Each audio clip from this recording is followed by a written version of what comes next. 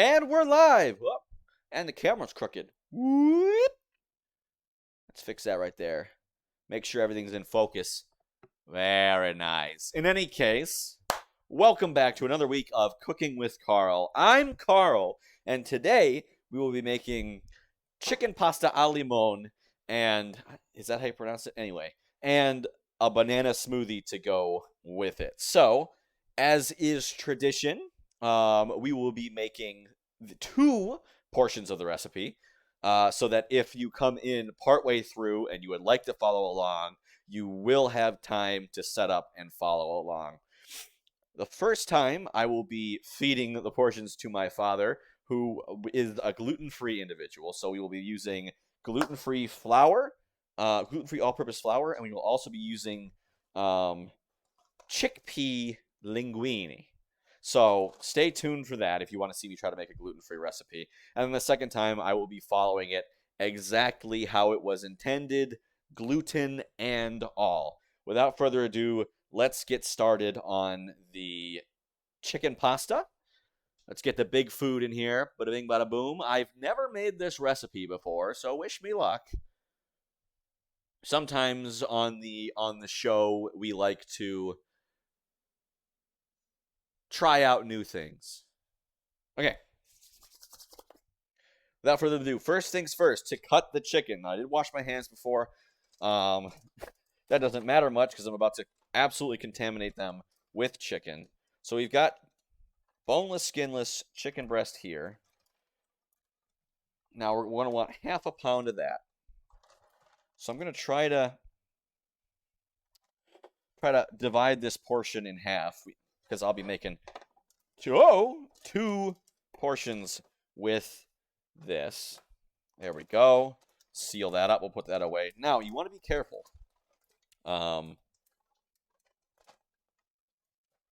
Whenever handling raw meat, as my mother used to say, treat it like it is poison, because it kind of is.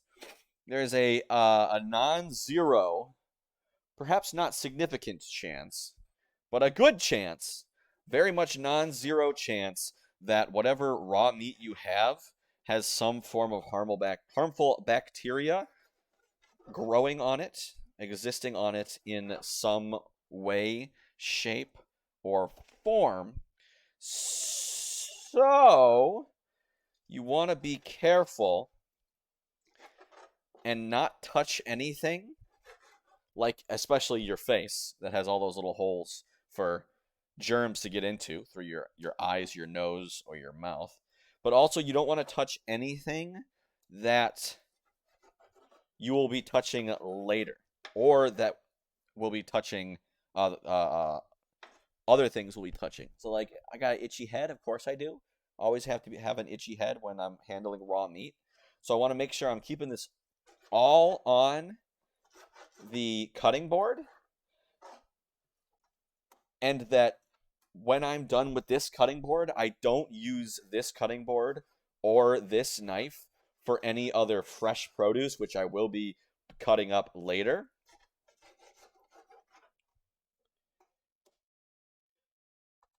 Unless it has been thoroughly and properly washed in between. So we're going to cut this up in little strips, you know. If you're making a pasta, just imagine what size of chicken chunks you want in there. And we're going to throw this in a little frying pan.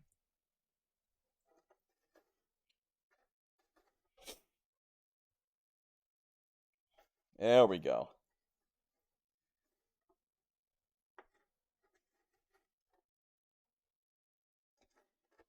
So there we go. You got this nice and chunked up.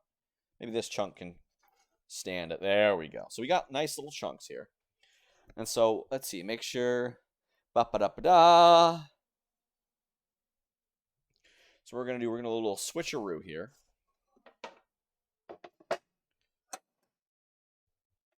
Little switcheroo. Only wash my hands before I deal with anything else.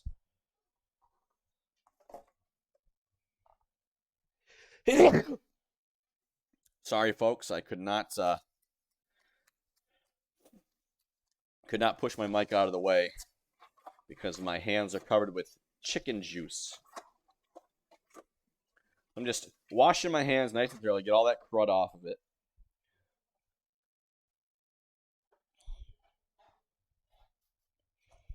So I'm gonna cut my chicken off to the side, my raw chicken. Oh.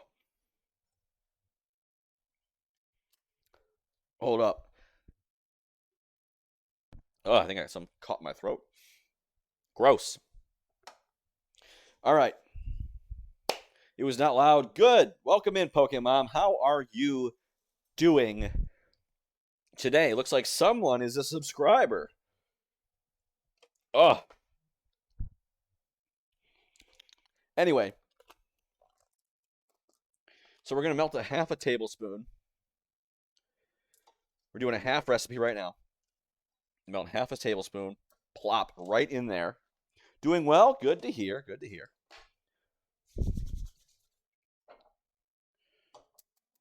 Turn the heat on medium. We'll let that melt.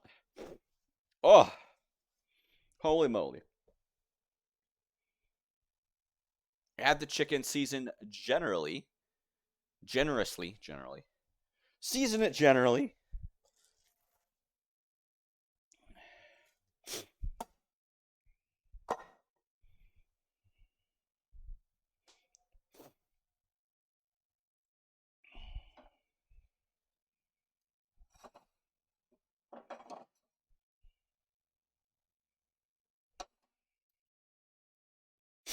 Ugh.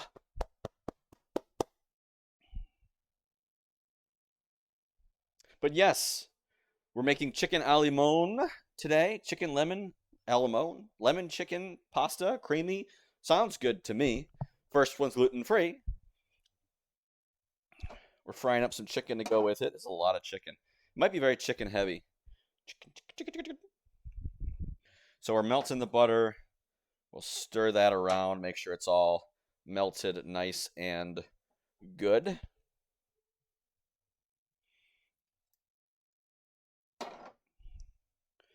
And then we're going to throw in our chicken. It's a lot of chicken.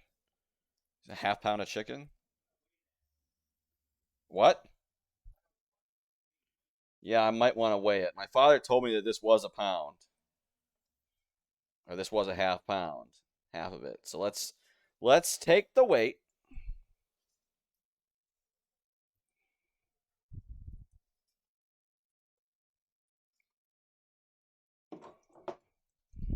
Turn the heat down on that one. We'll grab the old scale.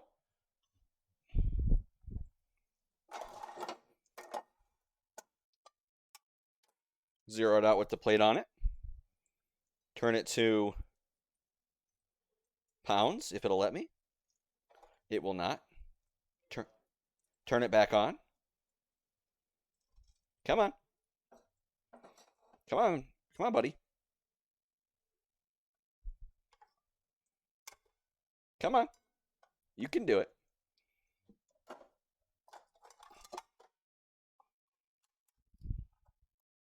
Is it dead or something?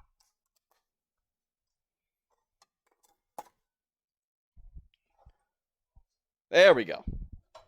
No? Okay, it doesn't want to play nice. Usually taking the battery out, putting it back in does it for me.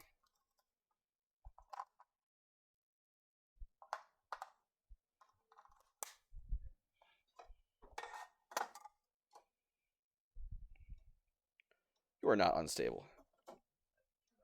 Just tap it. I'll tap the button.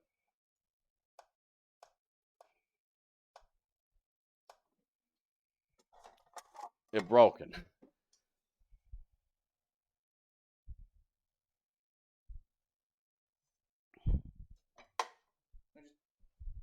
Put the plate on it. It turned off. The IO button, not the tear. I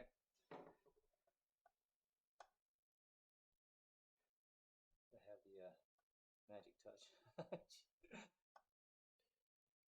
It does this all the time.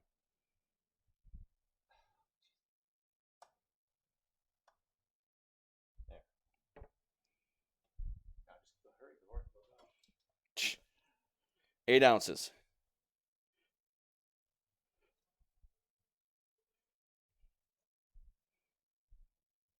It's just not even 8 ounces. 8 ounces is a half a pound, right? Yeah. Okay, so my intuition was right. This is 8 ounces. 10 ounces.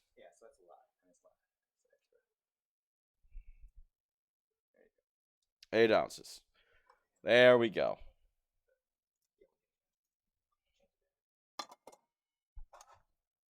Alrighty. And that's the lovely part of doing things live. You always got to have crud messing up on you. All right. Put all the chicken in. Make sure it's spread out so it all has contact with the pan. Nice and buttery. Let's generously salt it, because I assume this is all the salt and the pepper for the entire dish. Later, I do believe it says add salt and pepper to taste, so I'm not going to go too bonkers on it. All right, so let's get the raw chicken plate out of here.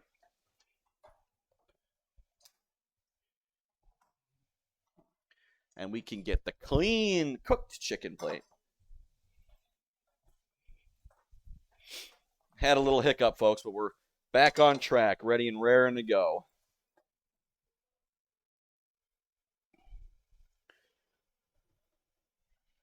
Till on golden brown.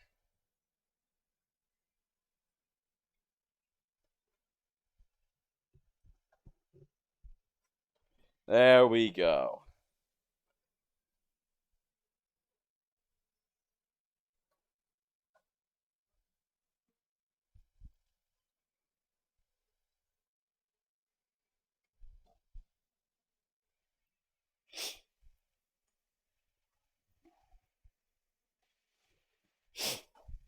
So we're what?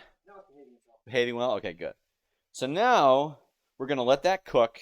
We're going to cook it until golden brown on all sides, but we don't necessarily want it to be totally cooked through on all sides because we're going to throw it in and cook it a little bit more with the actual recipe later. So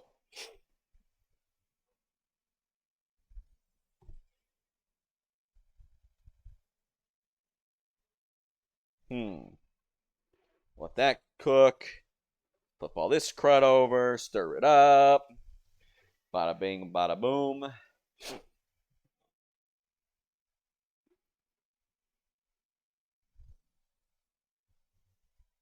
It says 1 pot. Theoretically, I think it wants me to use that large skillet for the whole thing, but whatever. I don't really necessarily need to. Ugh. Maybe that was why, so you can keep the melted butter in there or something. I don't know. It'll all get in there in the end. It's fine. I might next time just make it all in the big pot from the start, from the get-go.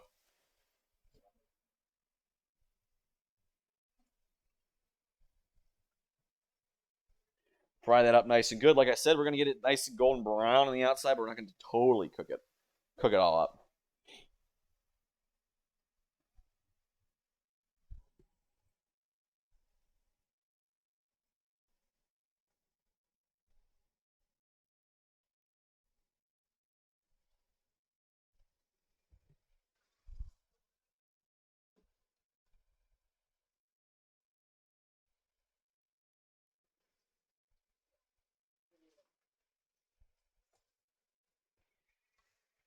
Kind of interesting. Chicken always like it all scrunches all up usually. So it'll usually I cut them as long strips and then it just kind of tucks up into a ball. I wonder why it does that. Things cooking like muscle fiber shortening or something when you cook it. I don't know. Let me know in the comments down below. All right, everything else so good.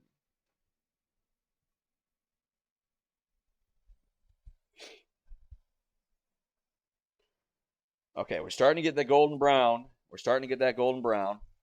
Like I said, we don't want to cook it all the way through because if we do cook it all the way through, and when we like simmer it in the sauce later, it will overcook, and might become a little too tough, a little tougher than we want. So we don't want that.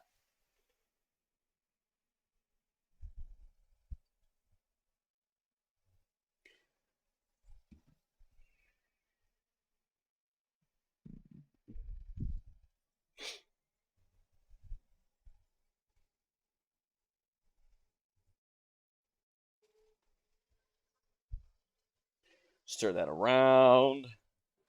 It's starting to get golden brown. We want that to be on all sides. Moisture loss will shrink it. I guess that's true if you're cooking all the moisture out. It all starts scrunching up together.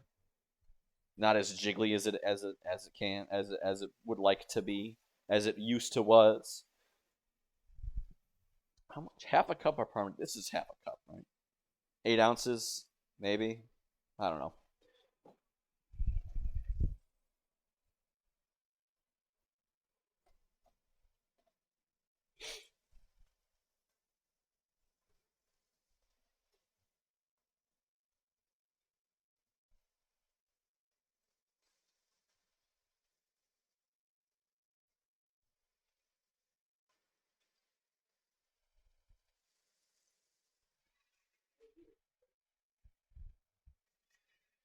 So once we're going to cook all this, we're going to put it on another plate. And then we're going to start with the other crud, the other stuff. We will transition to our rubber scraper to start mixing stuff around. Remember, when you're cooking a meat, whatever the meat may be, you want none of the raw meat. No raw meat residue, no raw meat chunks, no nothing to make it into the final product. All right.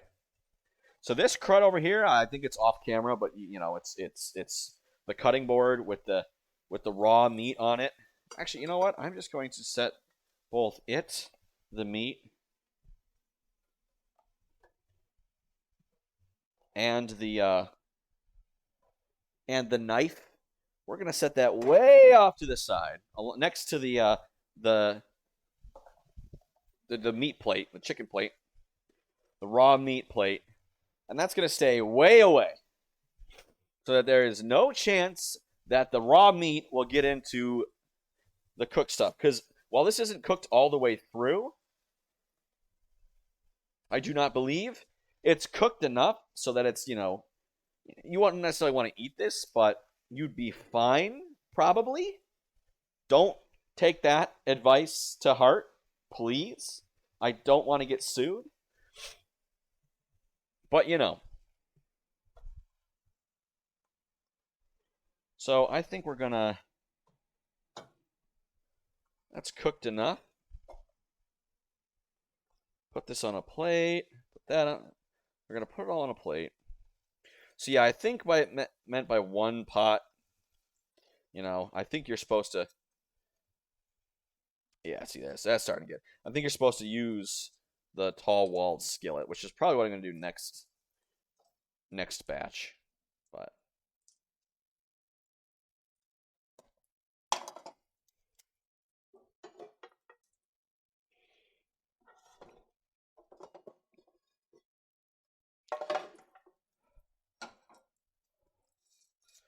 Let's wipe off all the butter and residue into the big pot. There we go. Add in the remaining tablespoon of butter. Okay. Half a tablespoon for me, but I get what you mean. We're making a half recipe. It's supposed to serve 4 people, so my father and myself are both going to get a double thing, so we know we're full. Add in the remaining tablespoon of butter. Once melted, add in the shallot. Okay, so we're going to need... We've got 3 small shallots that I think qualify as one, or as 2 big shallots. So let's get our shallots. Let's pop that open. This is going to be our... So we got 1 shallot. And we got 3 shallots. Let's see. These are about, so let's 1.5. There's 2 small ones and a bigger one. So let's just, it's probably going to be better.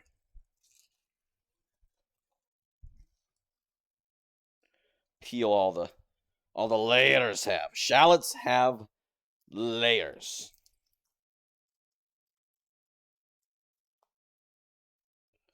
Just like ogres and parfait and specific kinds of cake, specifically layer cakes. I don't think I've ever actually cooked with shallots before. They're like red, yellow, like they look like red onions, but I've heard they taste like yellow onions.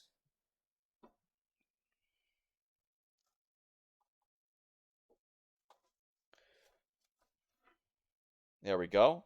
So that's a shallot and a half.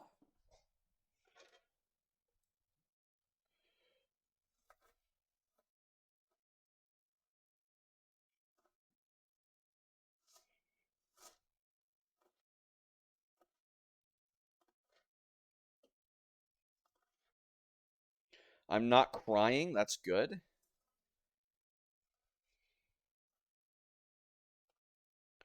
Shallots minced. I wonder if you could mince the shallots by running them through the garlic press. I don't know. I am not Gordon Ramsay.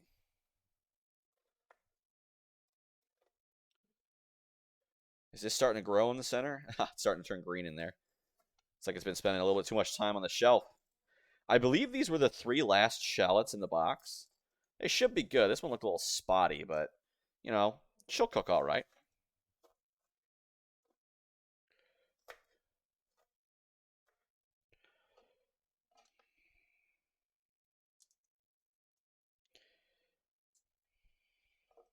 I mean, it's going in first, so these should, for the most part, like dissociate, start really cook apart more than most things. Okay, so we can just, peel off all the spotty crud, and there we go.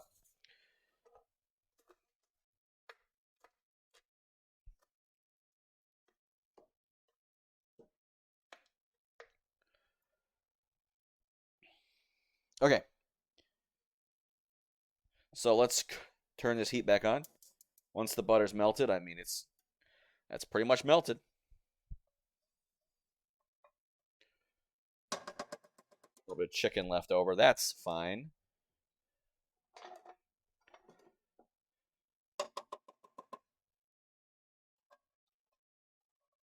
Let's ignore the fact that I just tossed like a not insignificant portion of these shallots on there.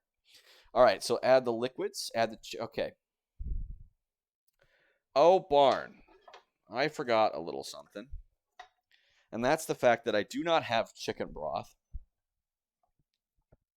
But I do have chicken a bouillon. I told myself, I said, Carl, you got to make sure to not forget.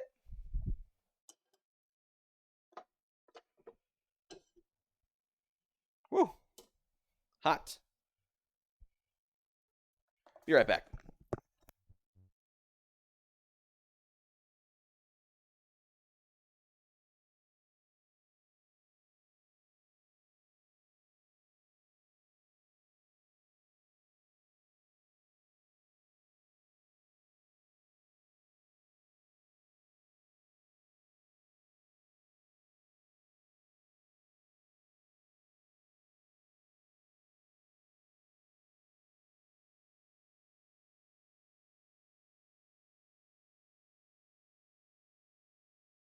So I got to boil this water. And then we'll add a teaspoon of I've got what's called chicken powder, instant bouillon.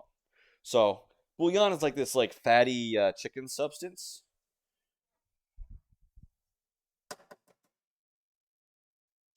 And you can use it to make chicken broth. So this is like the poor man's version.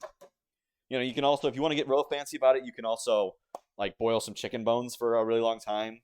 and make like chicken soup, chicken broth, because chicken broth is just the non-noodle part of chicken noodle soup, essentially. So it's when you boil chicken products in water until the chicken flavoring comes out of it. All right, and it is indeed a cup of chicken broth.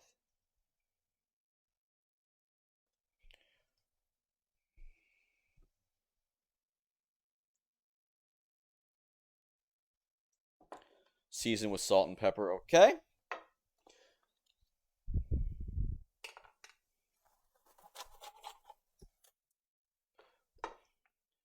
It says cook until softened. I assume that means the shallots and not the butter, because the butter, you can't get much softer than a non-viscous liquid.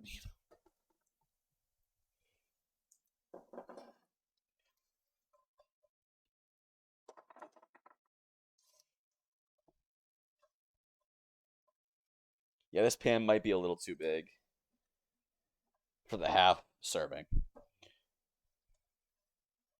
Always possible. All right, and my cup of water is starting to boil. It's 1 teaspoon per cup. It's off camera. I apologize, y'all can't see it.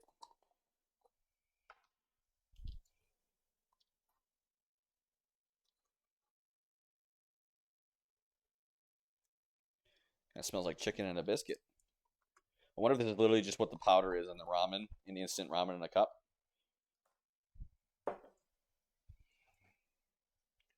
Ooh. It's hot, hot, hot.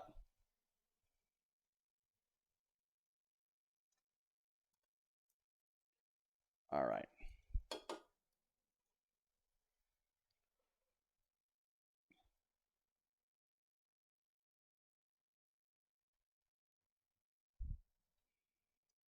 Turn that way low. All this good stuff is frying.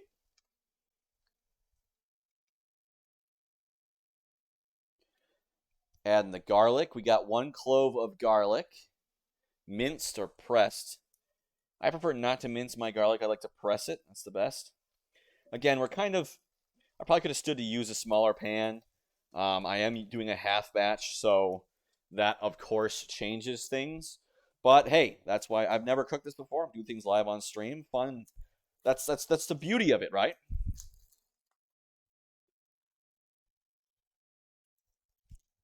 Where'd my other shallot go? Oh, it's in the bag. Okay.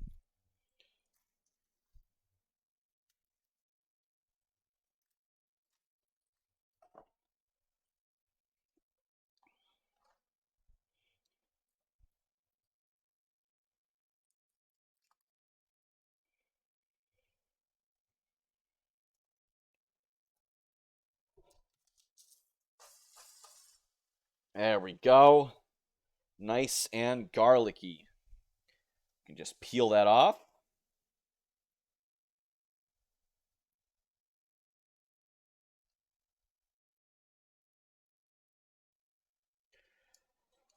Last little squish. Ugh.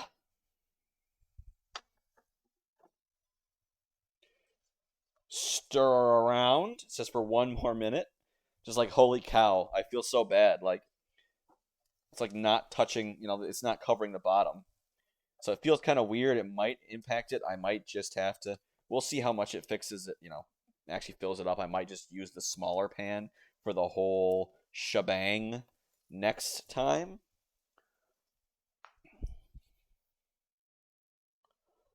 Okay, add in the remaining blah blah, cook for 1 more minute, add in the flour and cook, stir for 1 other minute, and that's half a tablespoon of flour. Stir this bad boy up.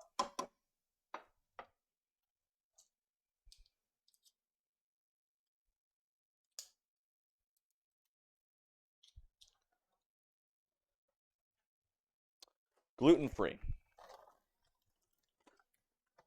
Want a half a tablespoon of this good stuff.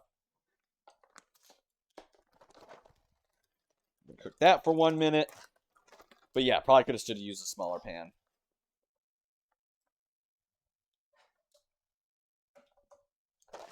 There we go. Gluten-free flour smells weird to me. It's got like a citrusy smell almost.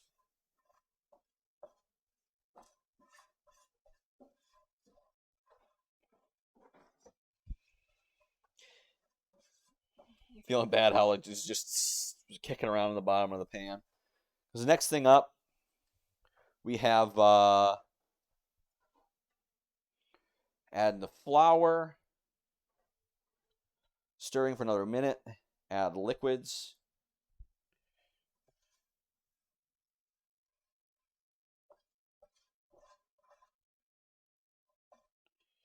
At the very least, it's going to cook faster. So everything gets its own little piece of the skillet. Real brown. We'll see how much this fills up at the end.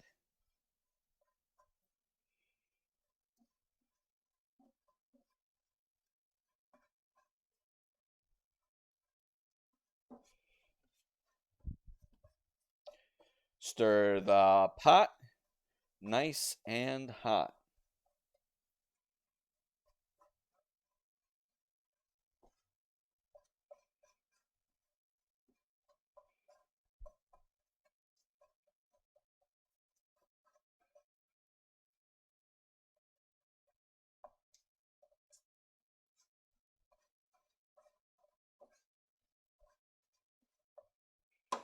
It's probably good. And then we add the chicken broth. It says whisk to combine. Here's the cup of chicken broth. Woohoo! Yeah, see, there we go. There's some volume. Turn it down a bit. Give me some time to add the half and half. 1.5 cups. So 3/4 a cup of half and half. So I probably don't need a big cup like this. Where am I? There they are. 3/4 a cup. All right, we can turn that back up.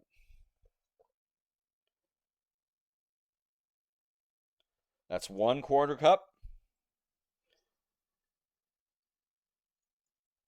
2/4 cups. Oh, perfect. Pretty much perfect.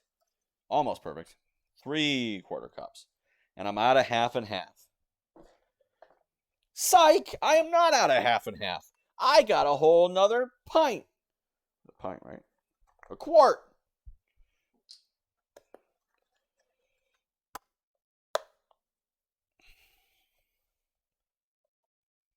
So yeah, just a little more. Whoop. Okay, so that should be good.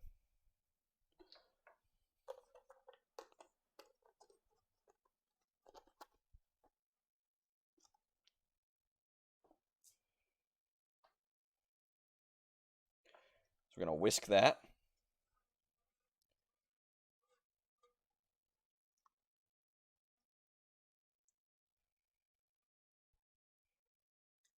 Looking good. It says whisk. Add back in the chicken. Along with add back in the chicken. Yes. Along with the pasta. So we are using Banza linguine made from chickpeas. Not sponsored. Never used it before. But it is a wheat-free, a gluten-free pasta. So that is what we'll be using. So it says add half of it broken in half. So I'll break it in half and I'll add half. So if we just... Woo!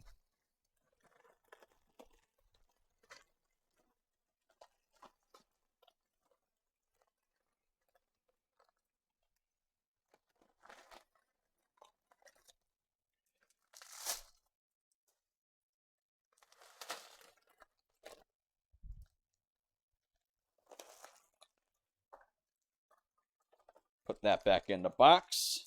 Fold that over.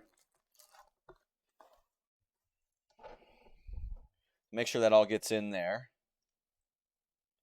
So that can soften up, make it nice al dente. And it also says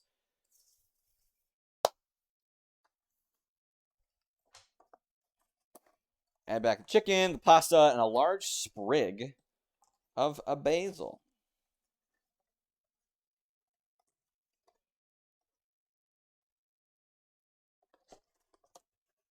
This is indeed a large sprig. Boop. Bring to a slow boil. It's a slow boil. Stirring occasionally. And then after that, immediately reduce it to a stem. Yeah, it's already getting kind of soft there.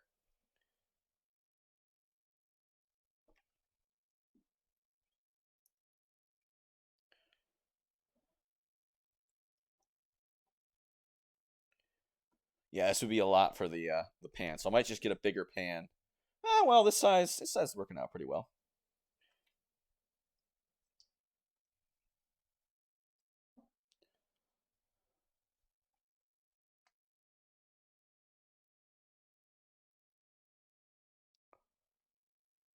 Did I need any lemon juice or just lemon zest?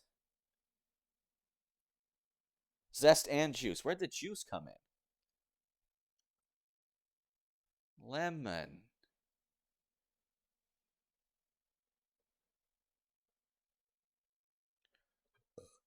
Come on.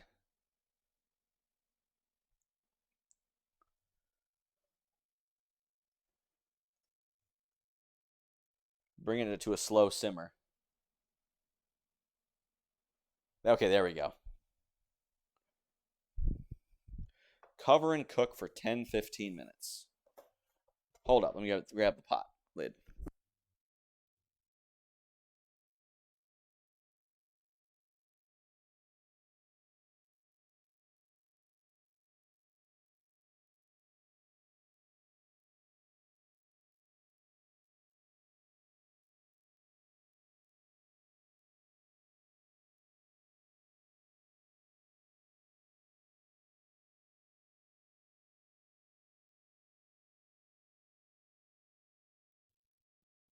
Just cover and cook for 10 minutes. Yeah, large sprig, peas, lemon juice, and zest.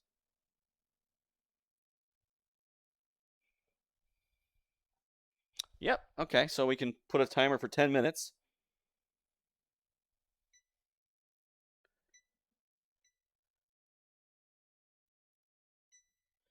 And in the meantime, methinks we can make the banana smoothie. The banana smoothie.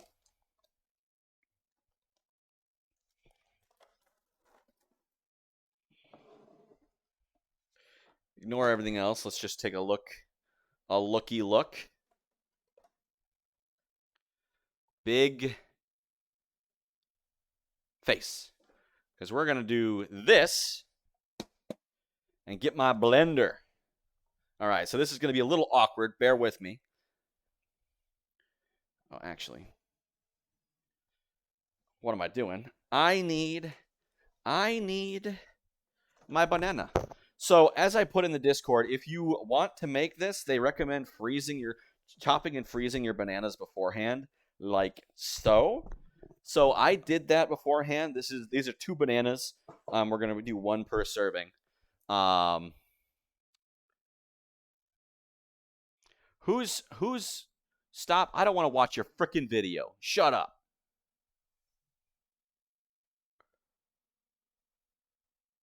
Okay.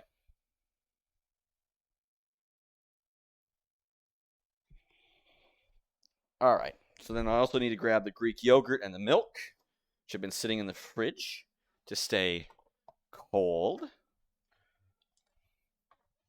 So I'm going to use whole milk because I'm a punk. And I bought it for last time because we needed it for last time for the donuts. And I still have it and I want to use it. So we're going to need a 1/4 cup milk. Just take that 1/4 cup. We just use it for half and half, so that's fine. And then we just dump that residue all over. Take that.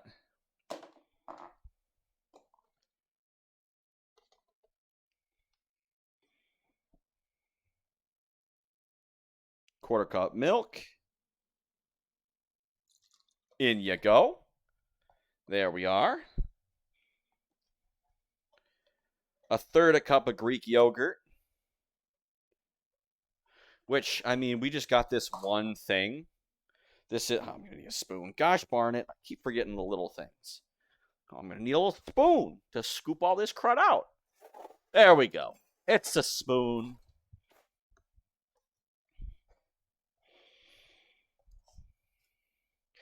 So I'm not going to measure out 1/3 cup. I'm just going to use half of this thing because if this isn't 2/3 cup, I don't want to deal with it. So it calls for Greek yogurt. So I'm just going to scoop half of that out. Put that in there.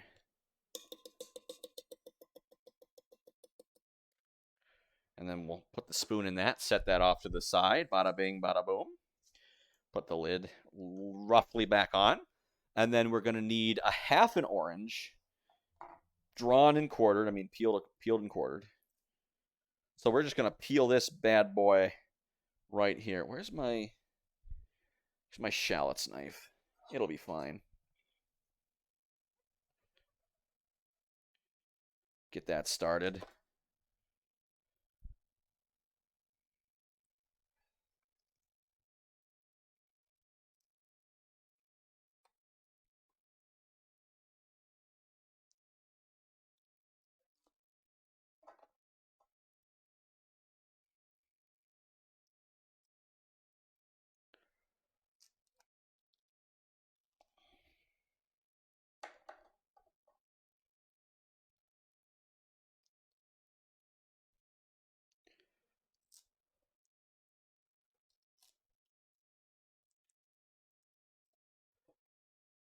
It says to quarter it, but I don't really understand why I would do that. I'm just gonna put it in the blender, but so we'll chop all the stuff off. Urgh. All the skin. There we go. Take all that crud off.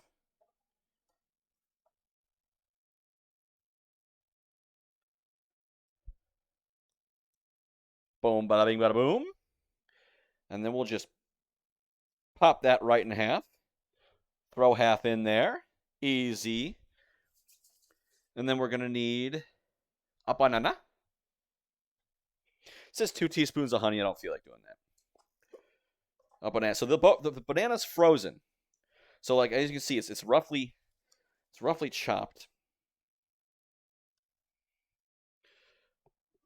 Come here, spoon. Ugh. So I just chopped it in like pieces like this, and then froze it. And what that can help do is allow you to not need to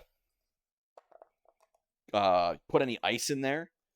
You know, one thing you can do is freeze the milk or put ice in there, but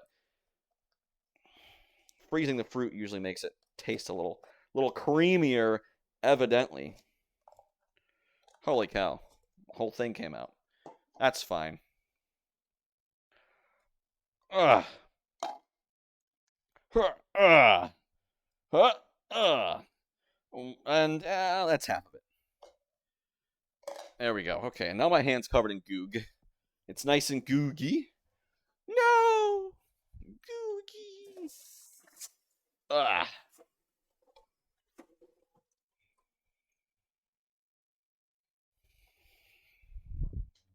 Grab a glass as well.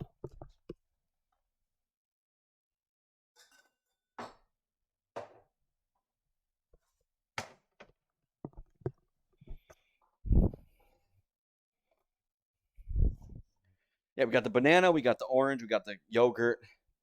I've been informed we have packets of honey from like McDonald's, you know? They just kind of give you and you're like, I don't really want this, but might as well use it, right?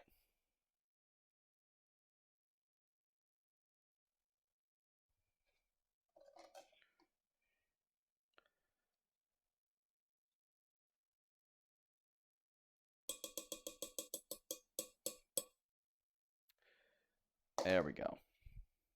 There we go. There's the honey. And then what we can do is blend it up nice and good. So I did it. It's like perfect. Perfectly can reach the outlet without straining the cord or anything. So then we'll... All right, folks, it's blender time. Milkshake. Or no, smoothie.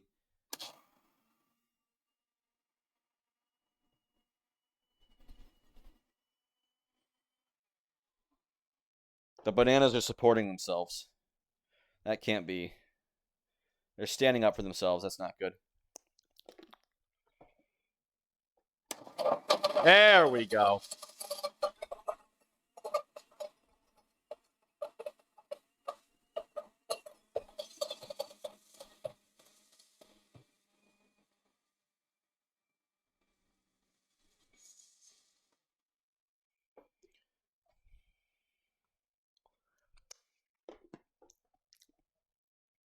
Wonderful. All right, we'll leave that in there for now. I don't feel like pouring it out and letting it melt, you know? A couple minutes until the pasta is done. So let's revert back. Whoop. There we go. We'll switch to the big food. I'm going to go wash this lemon off real quick. Get rid of the sticker.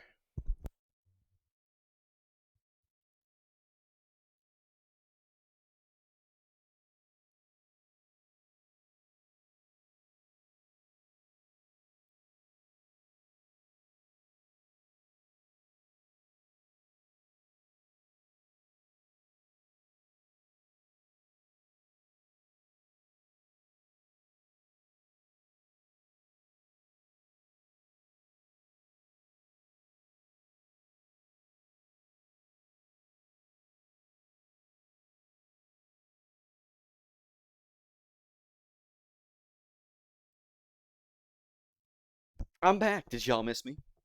Okay. So there's about a second left, or a minute left. A second left. A minute left on the timer. So we're going to go back to the chicken recipe. The chicken pasta. Come on. Come on. There you go. So the filing, it calls for peas. I don't like peas. In fact, I hate peas. So I didn't put any peas in there. Even though this is my dad's portion. No peas for him. Because I'm the chef, and I make the choices. Anyway, cook for an additional minute. So yeah, we're going to stir that up. It says for 10 to 15 minutes till the pasta is al dente. I don't really know. It's like firm on the outside and squishy on the middle, in the inside, right?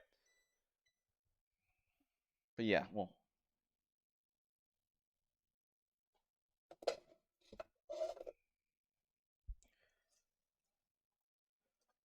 Mix that all around.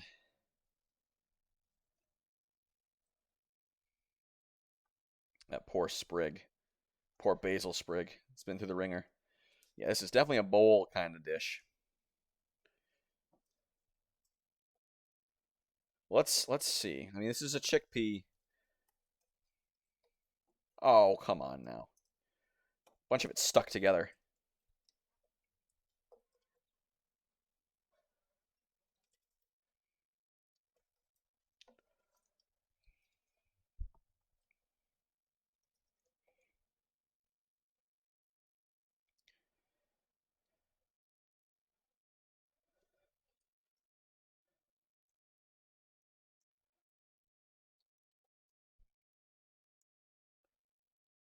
Take the basil out. It says to remove the basil sprig. You don't want a basil stem in there.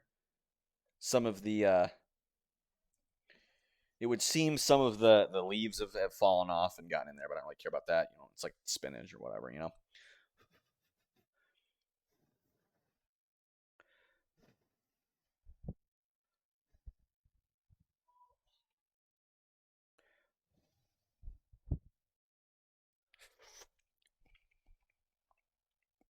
I like it. Good.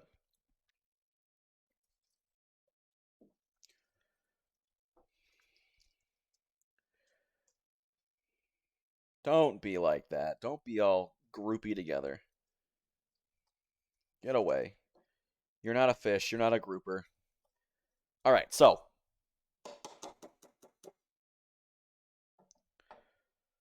everyone's favorite, the juicer.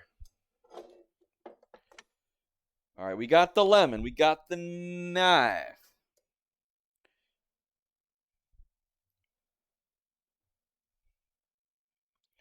We got a half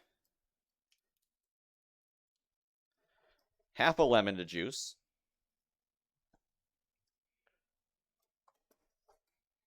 Doesn't matter if we get some pulp in there, that's fine. So nice and juice, push it down, get it all around, and the juicer has these ribbed things on them. And the point of the ribs is to squish out all the goo. Because citrus fruits, high in juice, they have little pouches, little tiny cells full of juices that you can just pop. That's what you want to do. So we'll put the juice in there.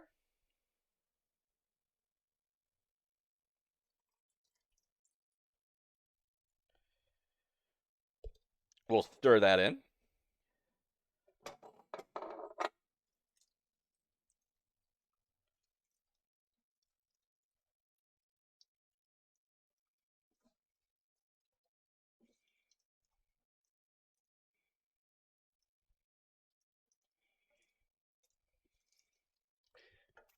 And then we'll get some where did I put the I've got the zester. Where did I put my lemon peel? It's hiding behind the juicer.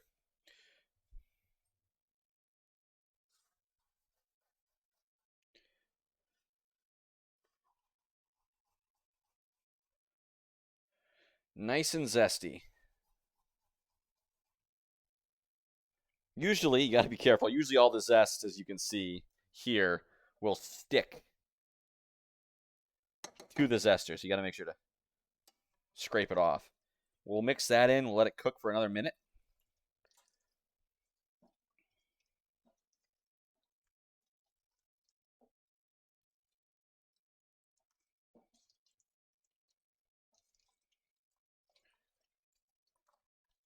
Mix it all around so all those noodles sticking together get away. Hopefully they're not undercooked in the center.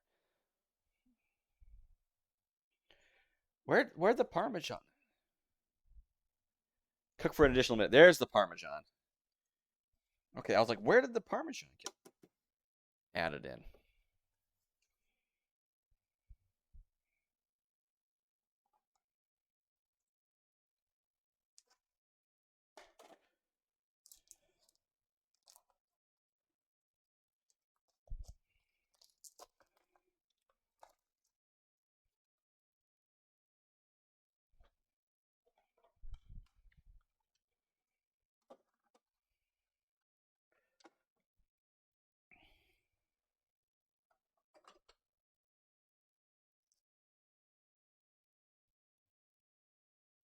So I've got a Parmesan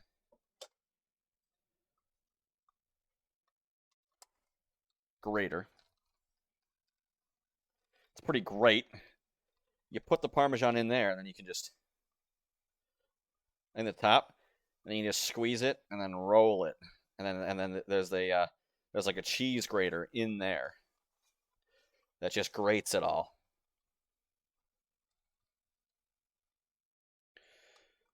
So most of it is going to be put directly in and to attempt to melt it into the dish itself.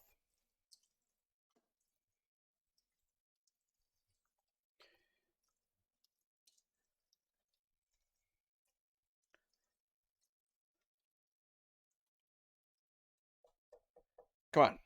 Come on. Don't be like that. Oh, this is coming together. This is like a plate thing. I thought it was for sure it was going to be a looks good. Thank you. Thank you. I thought for sure it was going to be a bowl type deal, but it's looking like it's shaking out to be a plate type deal.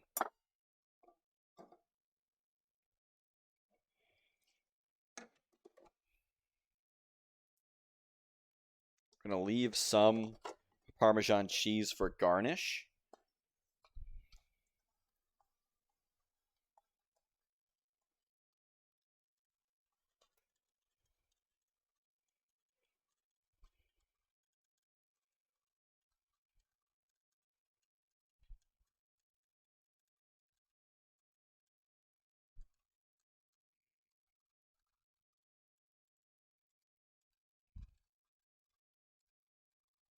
My wrists, I tell you, killing me.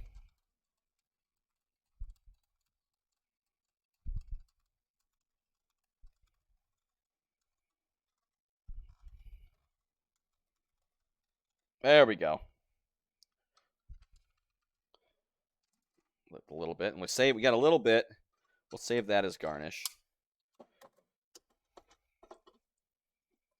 But yeah, nice and cheesy. Nice and Parmesan cheese. I don't like eating Parmesan cheese straight up, but it is pretty good in sauces like garlic Parmesan, wings, sauce on wings. That's good.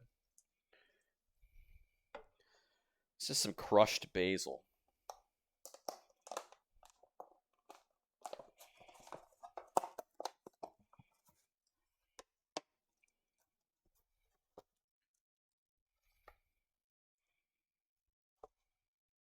I don't know why you would chop the basil after. You know, just throw it all in and cook it. I'm not gonna actually chop it. I'm just gonna tear it apart with my hands. There's not enough basil for me to care.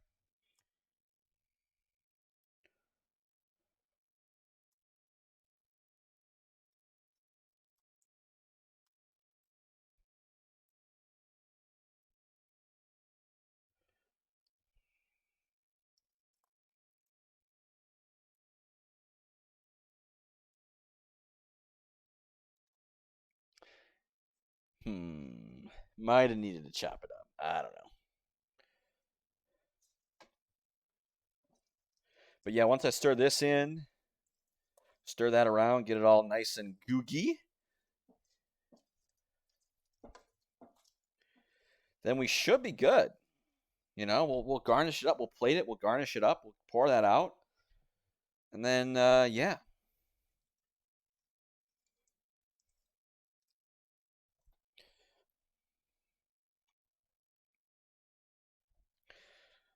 Just turn the heat off. How do I want to do this? Let's move the clean plate over. This is a lot. This is like 2 servings at least. When we do chat time, don't be surprised if and when I don't eat it all. Holy cow, that's a monstrous amount. Holy moly. Oh shoot. That's unsettling. I left the other burner on low. Nothing was sitting on it, you know, other than the pot, but it's probably why it was so hot. So we'll garnish that with the rest of the Parmesan, rest of the half of the Parmesan wedge.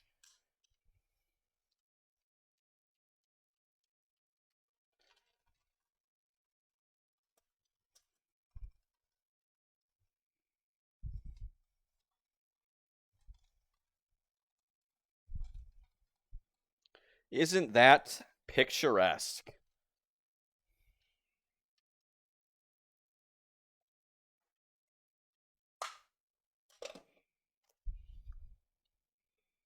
Look at that.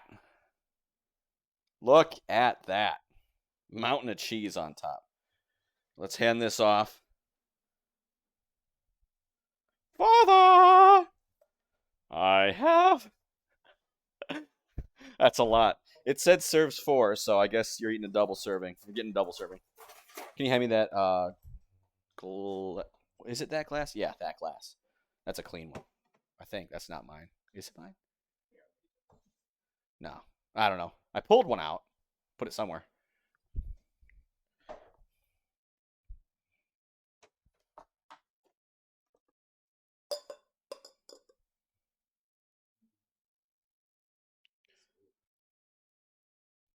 Here, let me show it to the camera first.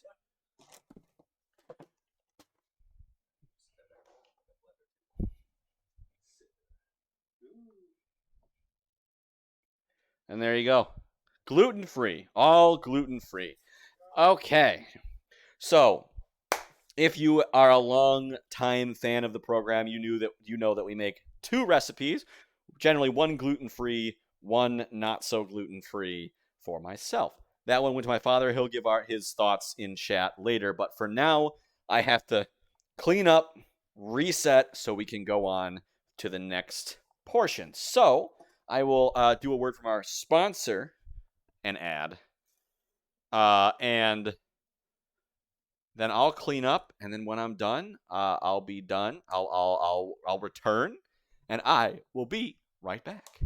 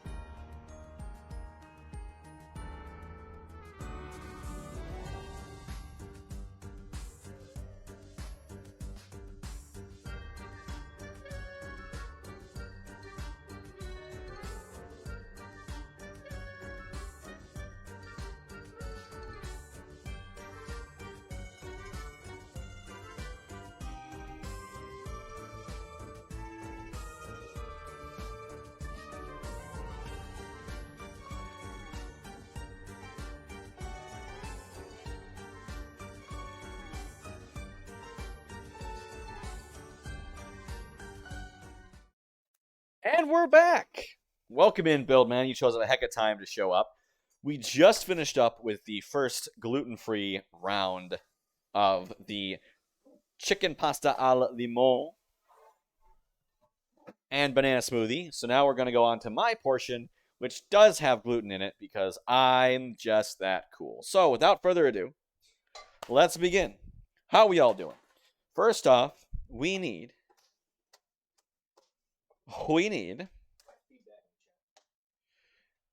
put your feedback in the chat. You did? Chef's kiss? It's a chef's kiss. Mwah. So that's not very, I don't know, feedback's usually criticism or info. It was good. Anyway, how are you doing, Build Man? How's life? We have to get half a pound of chicken. Wait, here it is. Here's the chicken. So we need half a pound of chicken. That's what we need. So I'm going to slice up this big old chicken breast.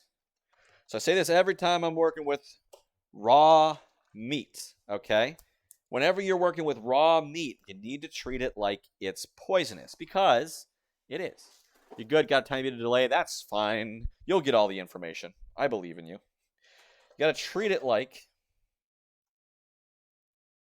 it's poison because the vast majority of raw meats have some form. Vast majority, I actually don't know that. But there is a non-zero chance. There's a very real chance that whatever raw meat you're handling could have some disease-causing bacterium, fungus, virus, whatever, chilling out on its surface. And in a process known as cross-contamination. Hey, Britt. Yes, you shouldn't touch the meat, then touch people's faces. If memory serves, that was literally the first thing you told me to do when you showed up to my stream that first time, and that is correct. Don't touch raw meat and then touch your face, or anyone else's face, or anything, or don't touch anything that anybody else would be touching, because then they're going to touch their face. So turn the thing on. We want 8 ounces. 1 ounce. 4 ounces. 5 ounces. 5.6 ounces. 6 ounces. 7. That's way too much. 8.4. Good enough. Good enough for me. Okay. 8.4 ounces of stuff. Now let's wash my hands real quick.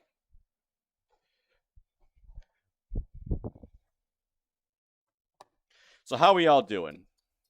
How's things with everyone? We're making some chicken pasta al limone. First one, gluten-free one, came out lovely. Came out lovely. Now let's put this crud away because we shouldn't need this for the rest of our days.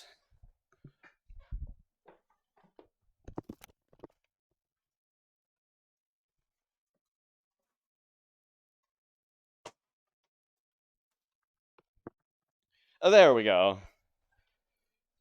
Sold your Mario Kart finally? Tragic. I was never one to sell games. I always keep them all. Every single one of them. I'm working with such limited space, it's not even funny. Trying to sell it for 3 months? Well, you don't want to go to GameStop and have them give you $2 for it, then turn around and sell it for 10? Weren't in the market for that? Bye.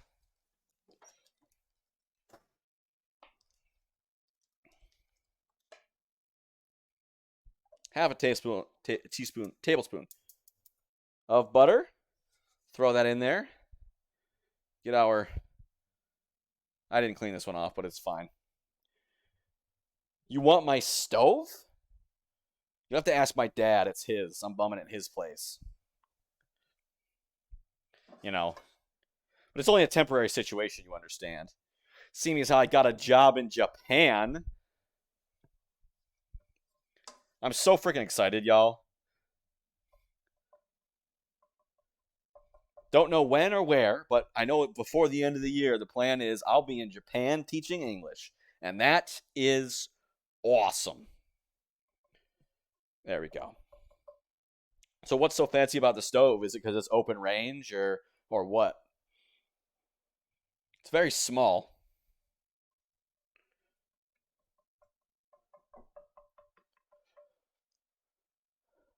Dutch oven, a large straight-sided skillet over medium-high heat. Indeed.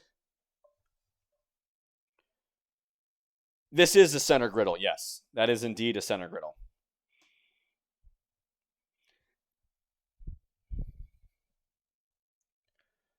That's what's caught your eye. Throw that in there. So yeah, you can make like pancakes and burgers and bacon or whatever directly on there if you so chose. We don't generally put a flat pan on there. Same thing. We can. I've done it before. It's a pain to clean, right? It's easier to just take a pan, put it on the stove, and then take the pan off the stove and clean it. You use it so much. What kind of stuff you got in mind? Pancakes, bacon, burgers. It's a big piece of chicken. Oh well. I'm a big guy. Not actually that big. I'm like 200 pounds. Not that big. Overweight? Yes. Obese? No. Tall? No. 5'8". You just made a vegetarian BLT. Oh, vegetarian bit. I was like, what? Vegetarian bacon, lettuce, and tomato. How is that? Are you a vegetarian build man?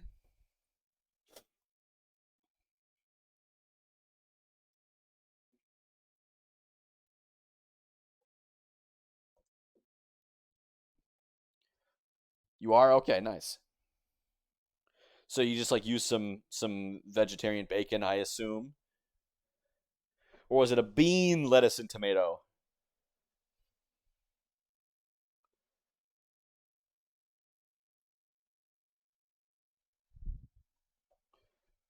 Bean? It was bean? Black bean, bacon, triple BLT, vegetarian bacon. Oh, okay. Well, do you know what it was based off of? Was it like soy or bacon or what? Soy or bacon, soy or beans or whatever. Except soy is beans, soybeans. Add the chicken, season generally salt and pepper. Almost forgot. Soy, okay, that makes sense. Soy is extremely common in America. One of the top 3 crops, also heavily subsidized by the federal government, along with corn and wheat.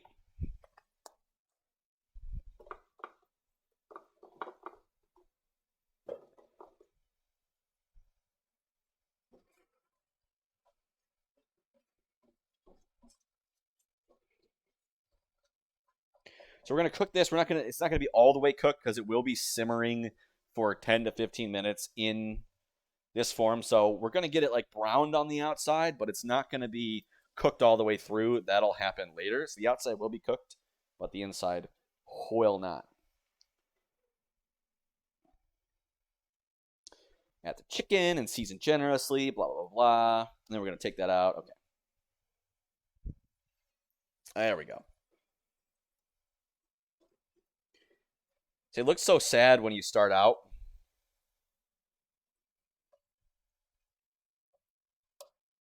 You're like cooking all this stuff. When you take the chicken out, we're gonna cook some other stuff, and it's just sitting on the bottom. You're like, is my pan too big? But then by the end, you're like, no, it's not.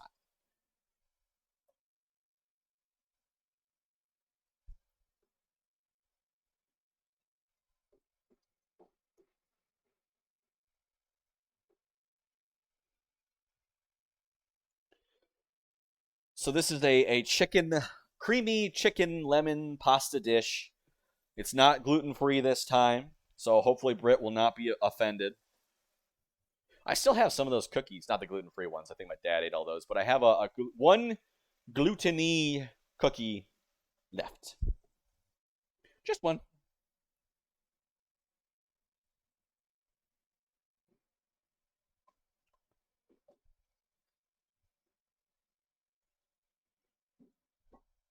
So, if you don't mind me asking you, Bill, man, what spurred your vegetarianism? Is it health or animal, like morality, ethics?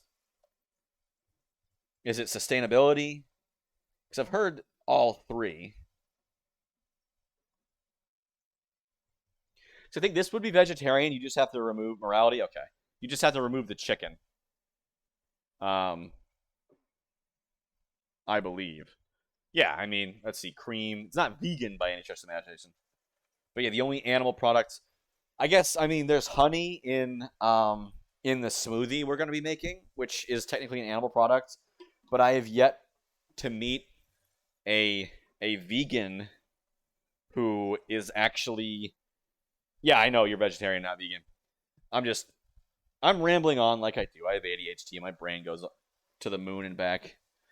But yeah, I don't think I've really met anyone that is vegan that actually will not eat honey.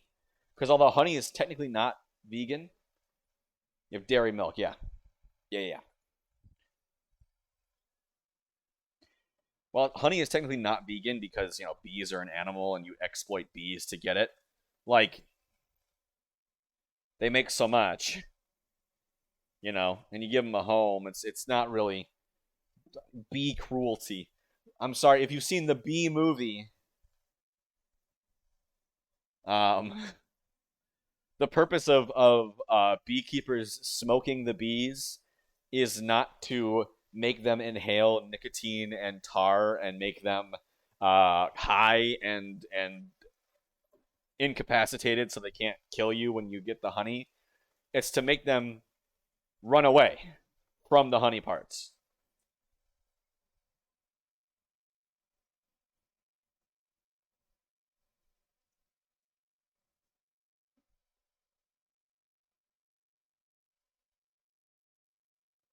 So that you can get access to them.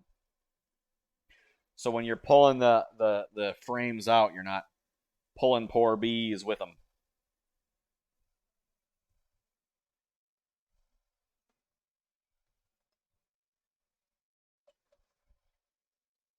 I know it can be hard to believe that the masterpiece Bee movie starring Jerry Seinfeld as Barry B. Benson is not remotely accurate to how anything works. But,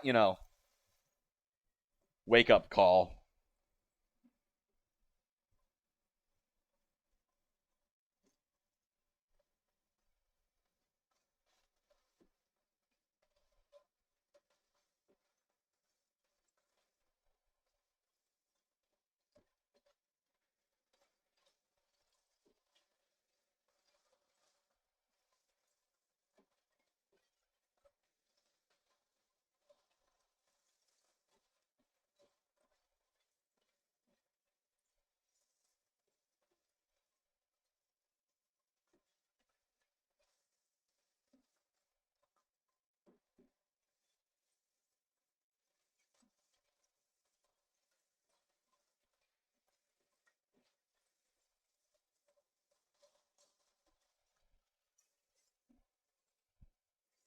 So we're going to cook this until it's starting to turn golden brown on all sides. You got motorcycle chases going on outside your house. Well, if it's a high speed one, they'll be gone in a jiff. So we'll wait until these cook until golden brown, and then we'll take them out, and then we'll use this same pan that everything's been cooking in to continue. I want booking it in 20 seconds after sirens. Well, don't go outside. So yeah, we're gonna after this is all cooked, or not all cooked, but browned up, we're gonna take it, throw it on a plate, and then use this pan to start cooking other crud.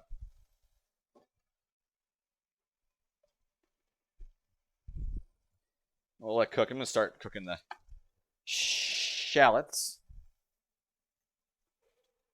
So this calls for one shallot for a half recipe, but I mean, these are so small. We're gonna cut the butt off.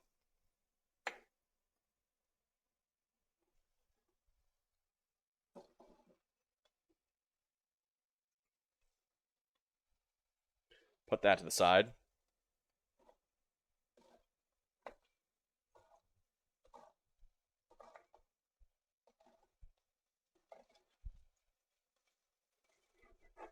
Cut the other butt off.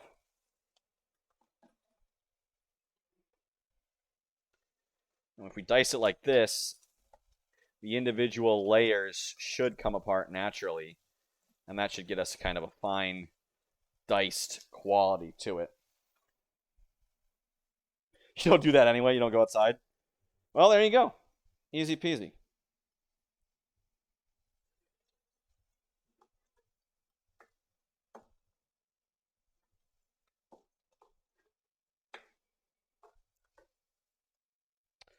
What am I doing? I'm putting all the butts in with the good stuff.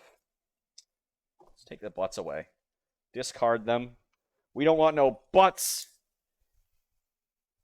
in our stuff.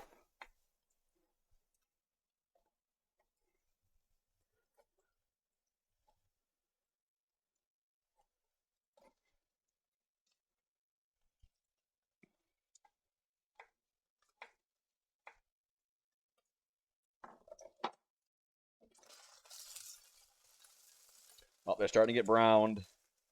Better hurry up. Chop this all up.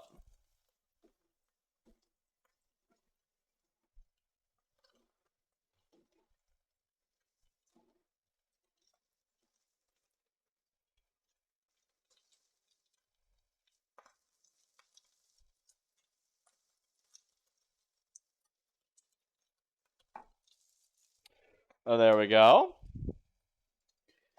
I think that's that. Take this off. We'll put it on a separate plate.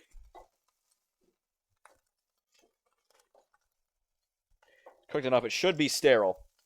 So we can put it on a plate that we'll use later for the actual eating.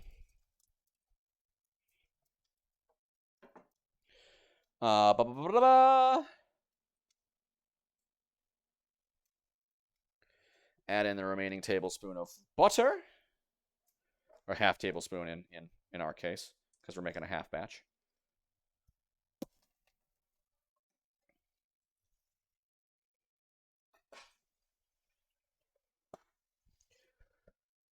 Let's see. Add in the shallot after it's done melting. Can do.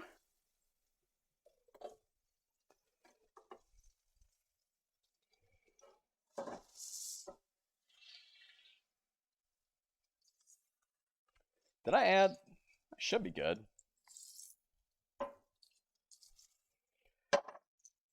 Might have put too much butter in here, but whatever. That should definitely not ruin the recipe.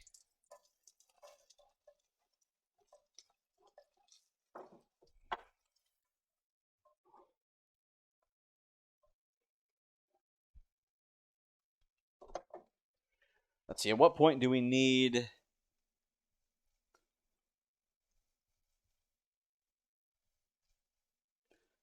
The broth is next after we cook this. So this is adding the shallot seasoned with salt and pepper.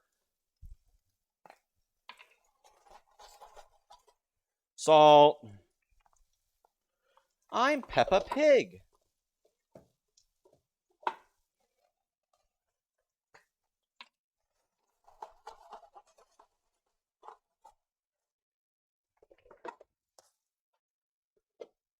Let's just put these up and away.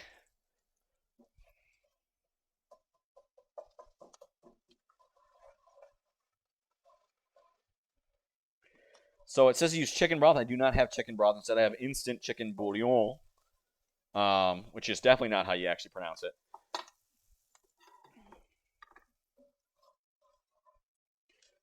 But that requires me to boil some water. So trust me, I have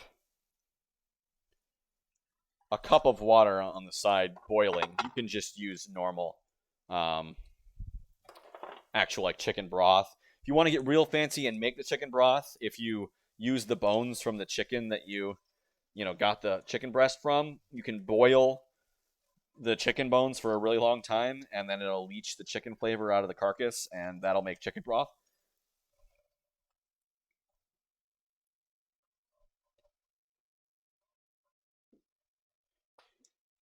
Or you can just buy chicken broth. Oh, you said, nope, never mind. It's not people outside doing pranks. Not a motorcycle chase. Great. Motorcycle pranks, much better. If they keep it up, it might turn into a motorcycle chase. Police called on. Okay.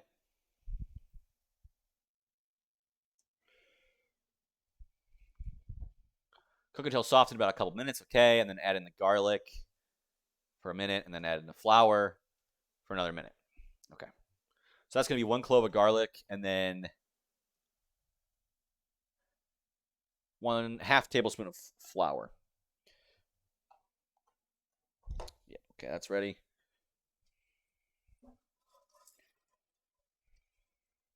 Mix this bad boy all up. Okay, that's probably been cooking for long enough. We can take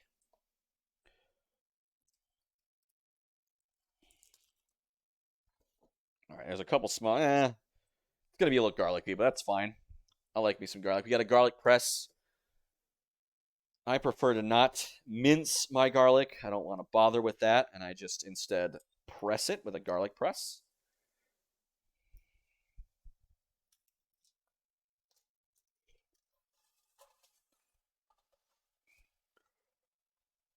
Here we go.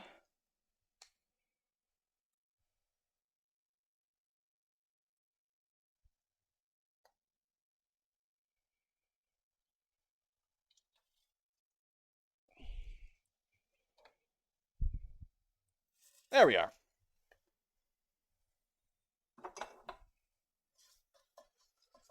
So that way it kind of squishes it all, so there's not big old chunks of garlic, because I don't really like getting landing on a chunk of garlic and eating that. I like when the garlic flavor is nice and incorporated all throughout my meal, generally speaking. So that's why I like garlic presses. So rather than chopping up into fine little pieces, which can do the same job. That and the skin doesn't really get in. Has a hard time getting through the little holes, so it doesn't matter.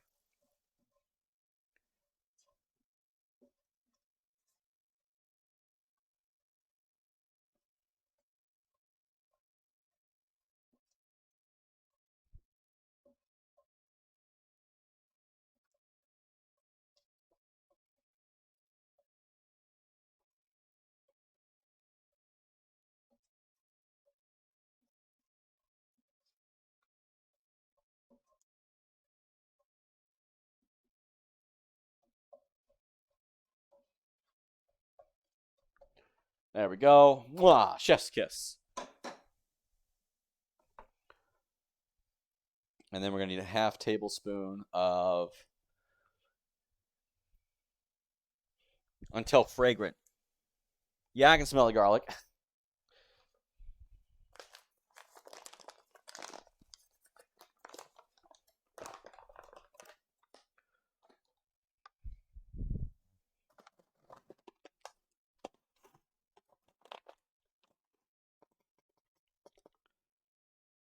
Boom.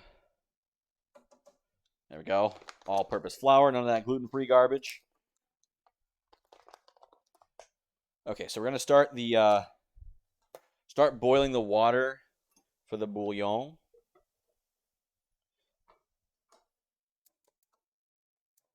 There we go. Put that on high. So we're gonna that water boiling, because that's one of the next things we're gonna put in. Cook all that flour down. I know gluten-free flour is a really good thickening agent. I think it's better than regular all-purpose flour. Got to keep that in mind.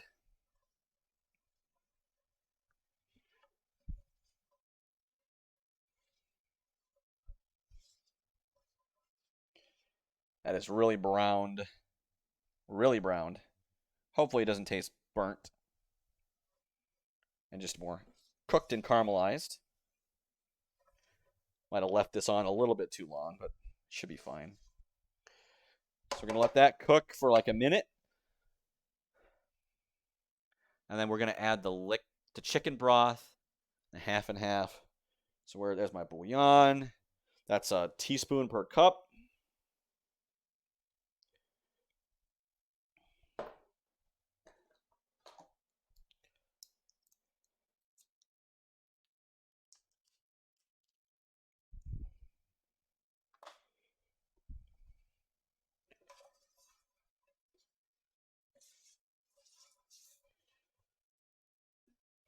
Oh my god, this is starting to burn. Oh no.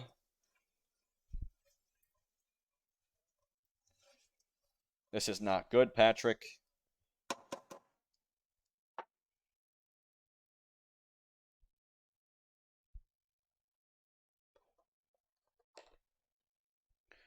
So let's add the milk first. 3/4 cup of milk. Or no, half and half.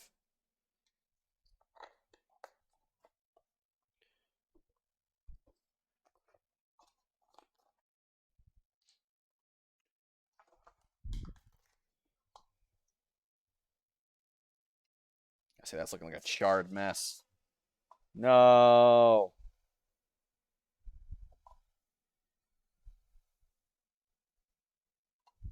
Hopefully that didn't just burn the milk. It might have. It just might have.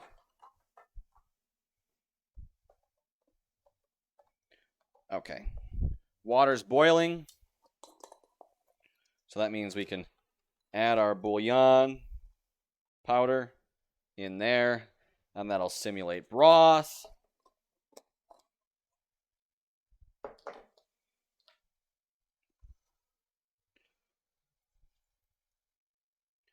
Stir that away up.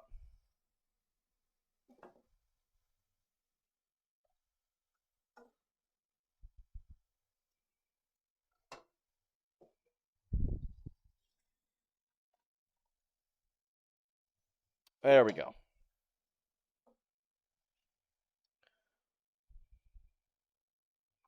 Whisk to combine.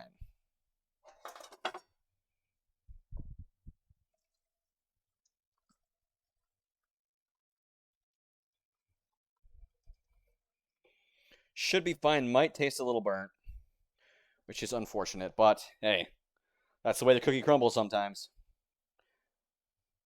Whisk to combine, add in the chicken. All right, you've combined it. Add the chicken back in.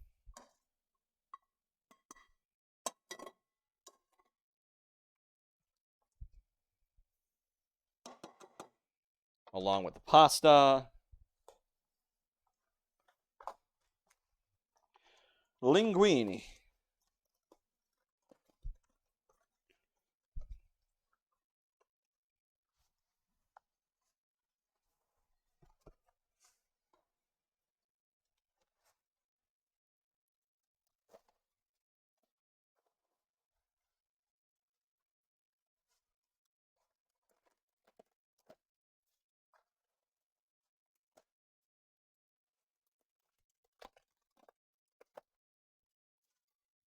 There we go.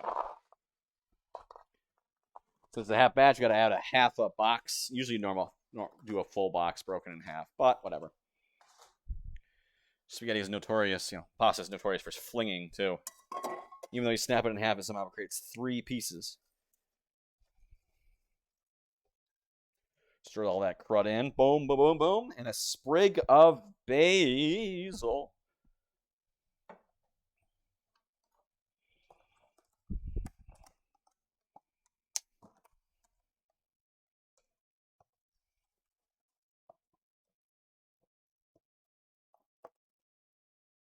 Boom.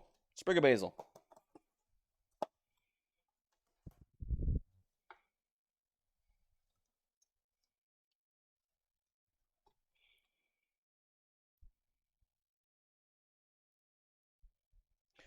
Bring to a slow boil. Stirring constantly. Okay. And then once it gets to a boil, we'll bring it down to a simmer, and then we'll cover it. And let it cook for 10 minutes. Get in there, you frickin' basil.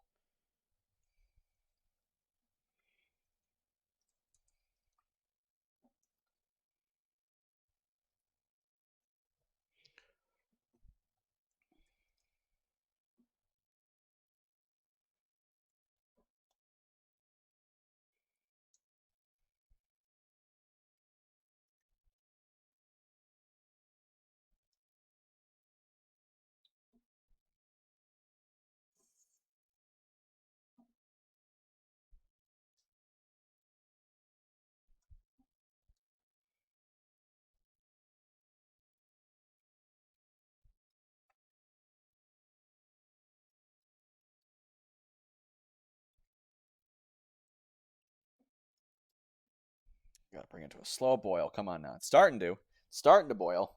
Gotta head out. Well, thanks for coming by, Build Man. Appreciate it. Hope you enjoyed. And I hope to see you again in the near future.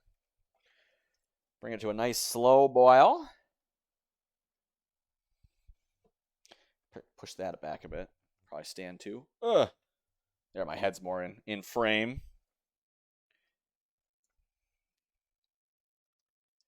Yeah, that's a slow boil. Let's turn that down to a simmer. Put the lid on. And then we can start a timer for 10 minutes. Hit start. And now we just sit here and wait. No, I'm just kidding. We can make the other thing, the beverage. So, banana smoothie. That's what we're going to be making. All right, let's just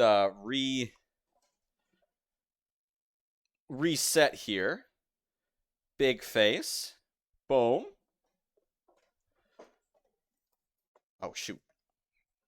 Don't want to do that. There we go.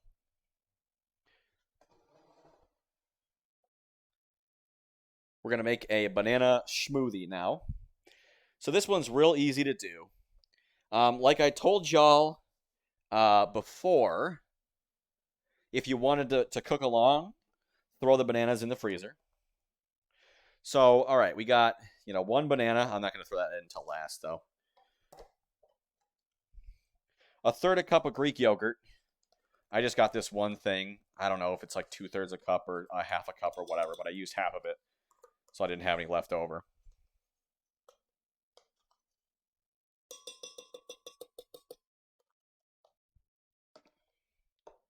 The banana.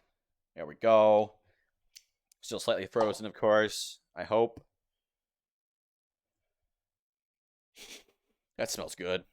We've got half an orange. I already peeled it. Sorry if you want to watch me peel the orange.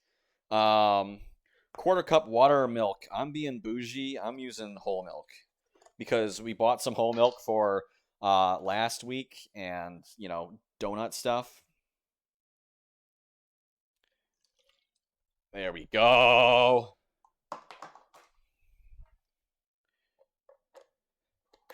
Then 1 to 2 teaspoons of honey. Interesting enough, we got a bunch of these freaking honey packets from McDonald's. So that's what we're going to be using.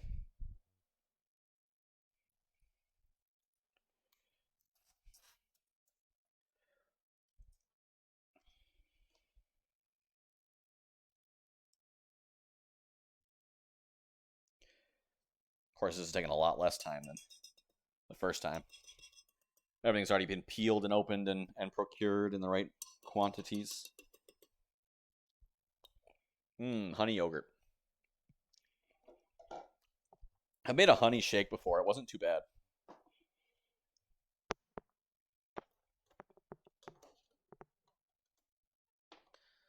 Just plug her in, and we'll hit the old smoothie.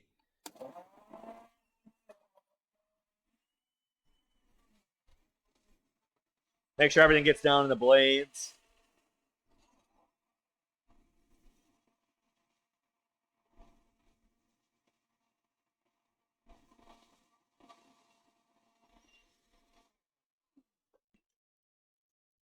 Yep, that's all consistent.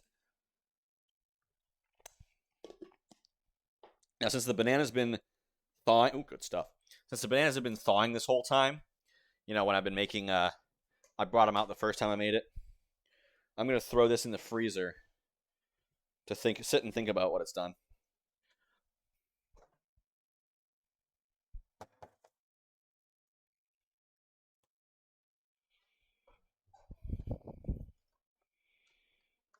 So hopefully that doesn't freeze solid in the next 10 minutes, All right, there we go. We can switch back. Still 7 minutes. Oh, shoot. Oh, should I tell a story? Let's see, who all's here? Prying ears. So there's this, interesting app called Hover. I don't know if y'all have heard of it. But it's basically like TikTok for Twitch streamers. Because if you're a Twitch streamer, especially if you're a small Twitch streamer, I mean, I have a decent amount of followers, but I don't have a decent amount of concurrent viewers. you know that it's hard to get people to come watch your stream if you're only trying to do it through Twitch. Because when you think about it, on like YouTube, say, you make a video, you edit it, you can choose the thumbnail, you can choose the title, and you can choose the first thing your viewers see. You can choose something to hook you in. So, like, you have a lot of like eh, control over how you present your content. That, and you don't have to be there. Once you upload it, anyone can view it at any time. With Twitch, if you're not live, you really can't be discovered on Twitch, because like who goes and like, I know Twitch recommends clips to you, but who watches the clips that Twitch recommends to you? You know. So if you go live, um, if you're not live, they can't see you. And the only way they can find you is, one, if you happen to pop on their recommended, which I'm not sure how often people um, like use their recommended, but they have to search the game that you're playing, happen to see that you're there, which if you don't have a lot of viewers, if you have 0 viewers, it automatically sorts by most viewers first, so you'll be on the bottom of the list. They have to click on your stream, and if you happen to be in a low spot or a lull, they're like, okay, this is boring, and then they leave. So you have to hope that you're doing something exciting. So you have to be like constantly high energy, trying to do something exciting so that people will stay. And then and only then they have to, do that, and then they follow, and then they get notified, and then they have to come back. So it's really, really difficult on Twitch to get people to see your stream just on Twitch. So what a lot of creators do is they, have to kind of go around the backside and post on YouTube or TikTok mainly now content, and then include, hey, I stream, please come watch me. So Hover is like kind of TikTok, but specifically for Twitch streamers.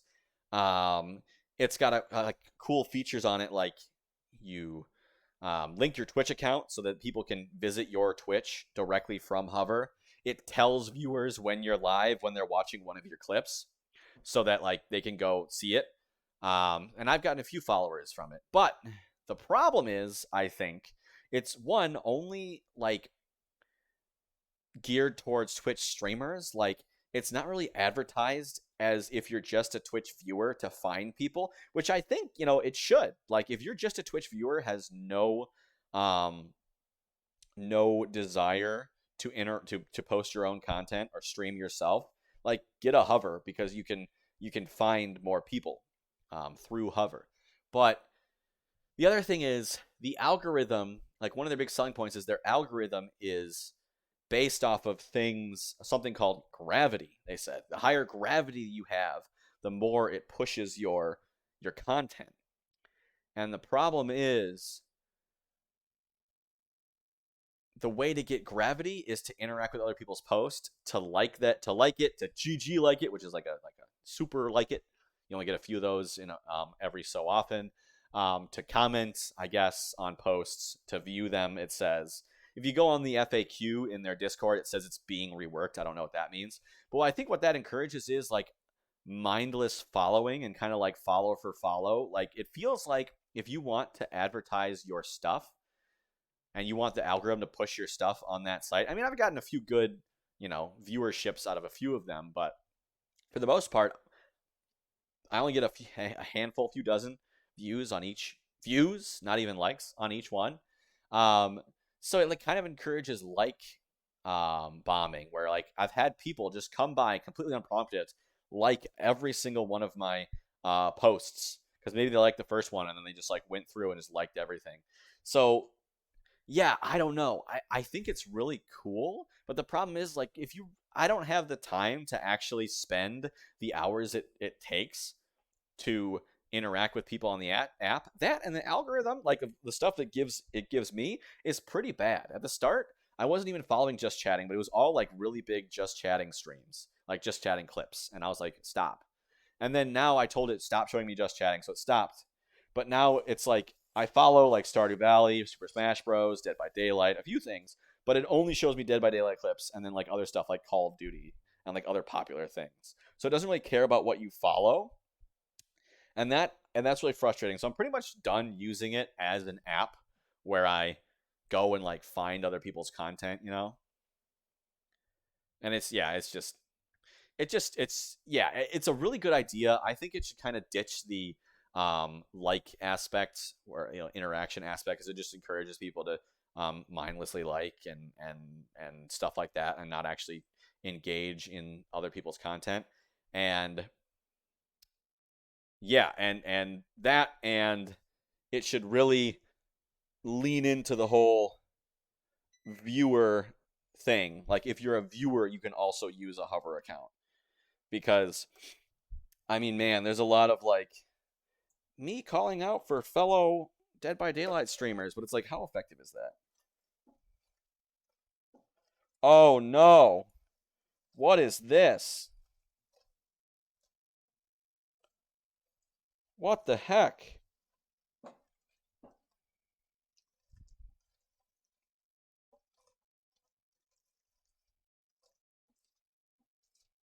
Holy cow. What on God's, why is it so googy? How did that happen?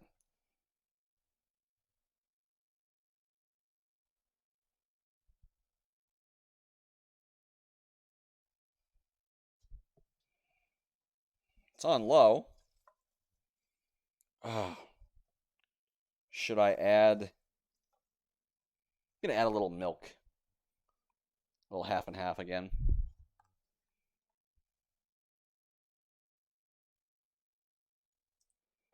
And stir that around.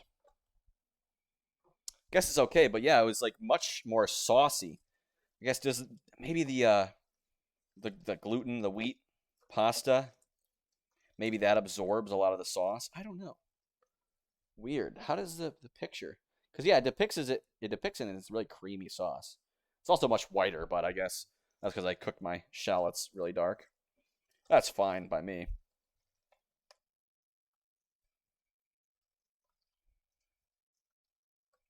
As long as it tastes good.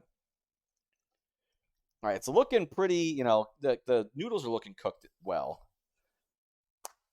Remove the sprig of basil.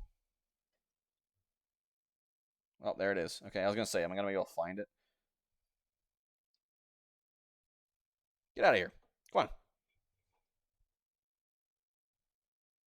Ah, hot. There we go. Sprig of basil is out. Okay. It says add in the peas. I hate peas. I'm not putting peas in here. I'm not ruining a perfectly good dish with peas. Sorry. Hey, Hazel Tari. Welcome in. It looks nice. Thank you. Thank you. Say it's a lot browner than the pictures, but I think that's because I let the shallots cook a little too much and they got a little too caramelized. But are you a fan of cooking? Welcome in.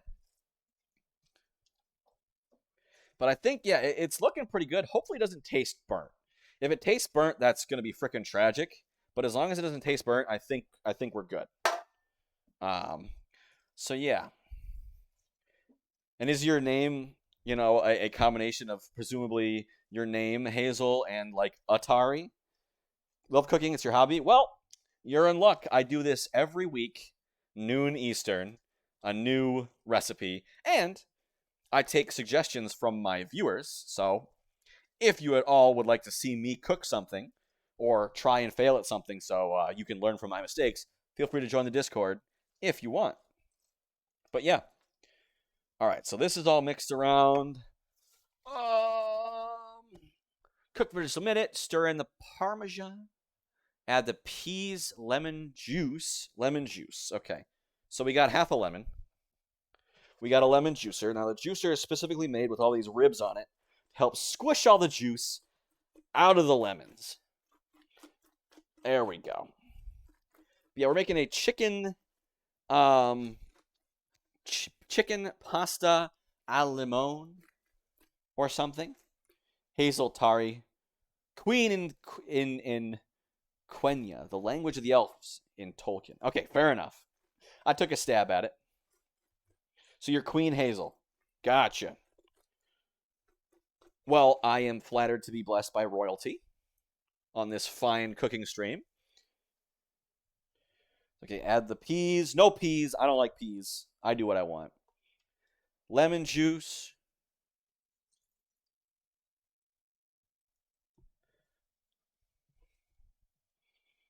I'm working with limited space here.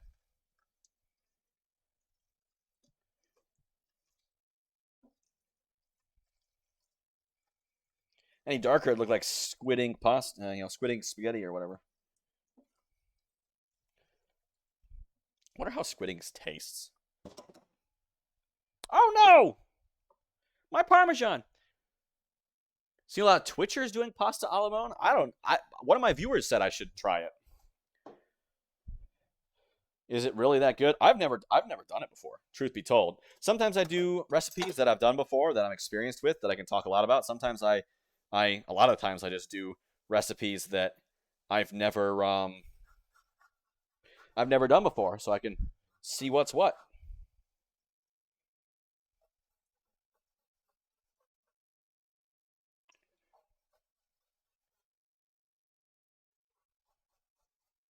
There we go.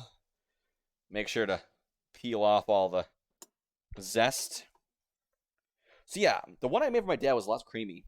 First time when I see your verdict at the end. Yeah, I made every week I do a couple runs. I try to do a couple goes of each recipe so that if people join in late, they can follow along if they want to the second time around. And my dad's gluten-free, so I give the first one to my dad. So it was gluten-free. It was a lot more runny. Like there was a lot more sauce to it. It wasn't like this, it's like coated noodles, but like in the picture and then last time it's like noodles swimming in sauce. So I don't know if I screwed up a measurement, but we'll see. So we got to put some Parmesan in. Ugh. Oh, and thank you for the follow. Why is my thing so slow, so low? But thank you for the follow. I appreciate it.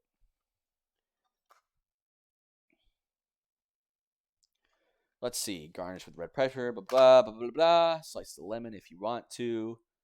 Peas, lemon juice, and zest. Chopped basil. Gluten-free pasta tastes similar as the regular one. I don't know. I didn't actually eat it. I haven't actually eaten it yet. He said it tasted good, so I assume. It's pasta made of chickpeas, so I don't know if it's like trying to mimic the normal flavor or what, but yeah, that's a good question, honestly. I don't know. I like my stuff creamy. I'm wondering if I should go and add more half and half.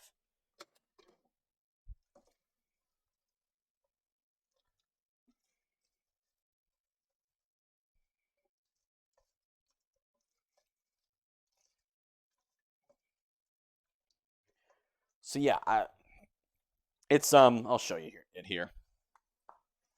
It's Bonza linguine, made from chickpeas. I'm not sure. My dad said it tasted just fine. He had a bit before he had to head out.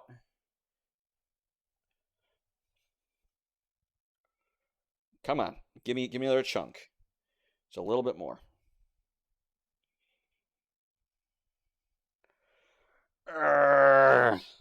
So yeah, after I finish, God dang it, I don't have a cheese knife on me. Just break off.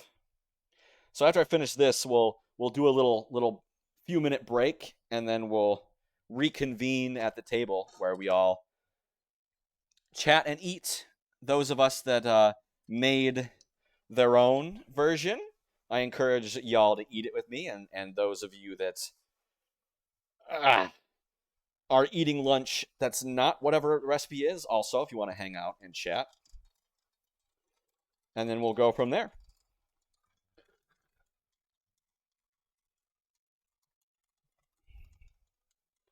Okay, this is a lot. I feel like this is a lot. And I feel like I need more half and half. Again, I don't know, I want to overdo it, but this is definitely too much for one person, and I will not be eating all of this myself. Nice cheese grinder. Thank you. Fancy. Yep.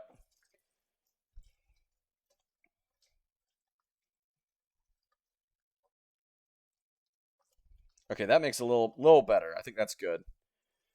I have a horrible habit of being like, oh yeah, little's good, little's good, little's good. A lot must be great. No, Carl. There we go. That's looking more saucy.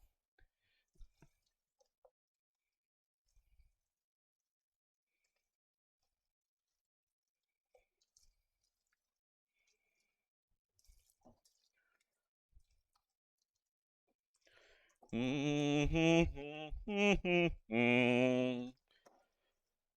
need to get like some background music or something. Get like a video game cooking themes or something. Okay. Yeah, I think that's good. No, basil. It says to crush the basil, but I'm just gonna rip it up and throw it in there.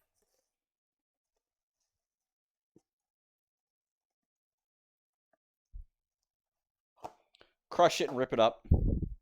There's not enough for me to care. Are these chunks too big? Probably.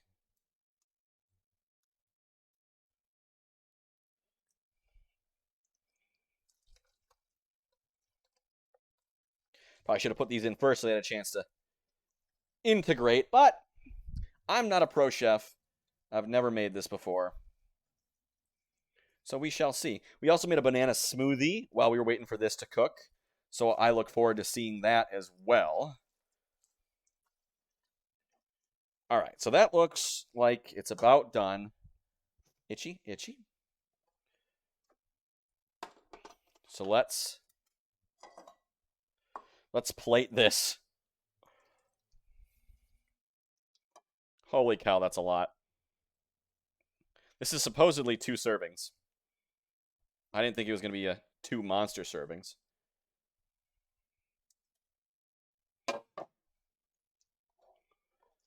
All right. I'm not going to put the Parmesan on top yet. I'm going to take a reasonably sized.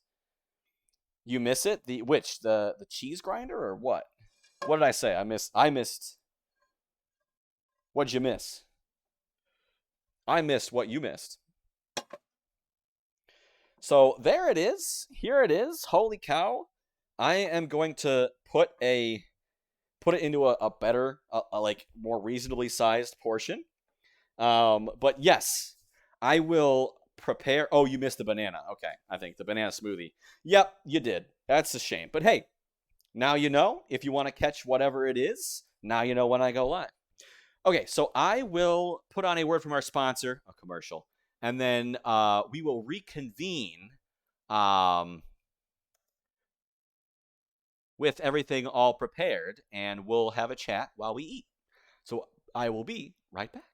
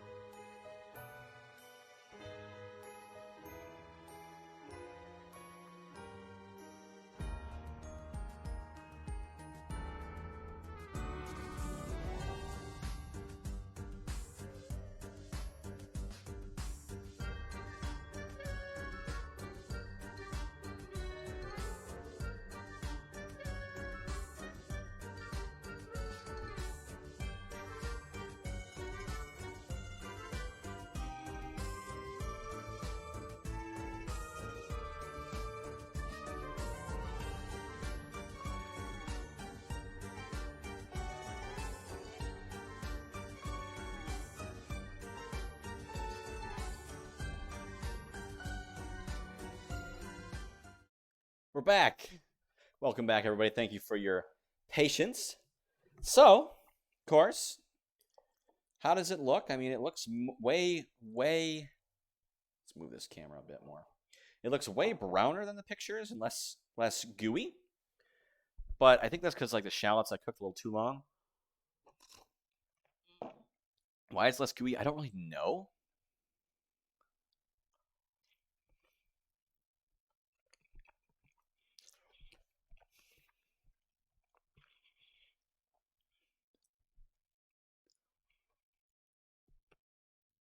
Yeah, it looks much darker.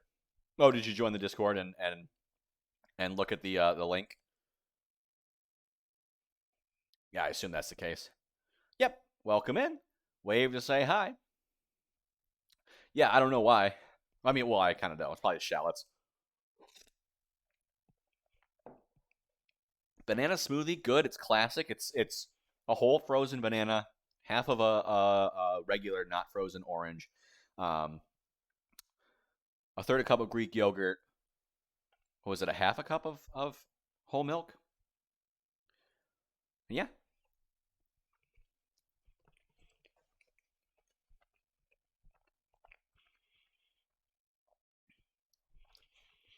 I would prefer to drink like actual milk with this. I think because it's very thick. Because you need something thinner to thin it out.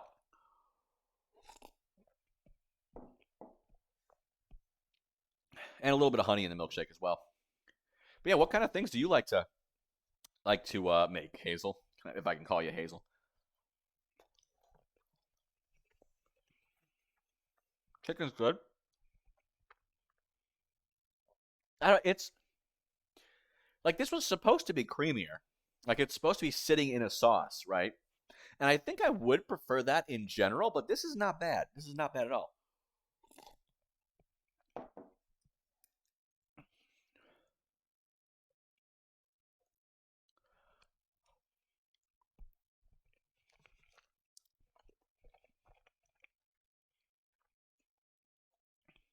Whew. Hazel's fine. Okay. Especially Asian and Mexican food. We made a quesadilla and salsa one time. Quesadilla was good, but it was a lot. The salsa did not turn out great. It was really bitter for some reason. Like it had a really bitter aftertaste. Like you would eat it and it would be fine, and then all of a sudden you'd just be like, ugh. No idea why. Maybe they like cilantro too much.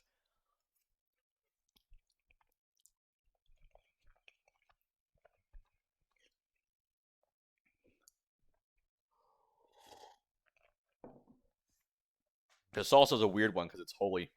Did I cook the tomatoes? Um, no. The rest. Well, yes and no. Oh, was it? The recipe called for raw tomatoes and canned tomatoes. I don't think the canned tomatoes were cooked either. They might have. Well, by way of canning, I don't know. So it called for both. I did not do any cooking of the tomatoes beforehand. Why does that help get rid of the bitterness?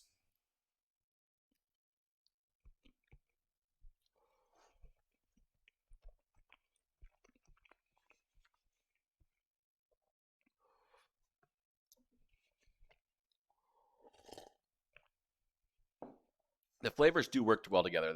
The lemon is as a hint in the background. It doesn't rise to the front. But yeah, next time I make this, I might mix it up with some more milk or something. Whew.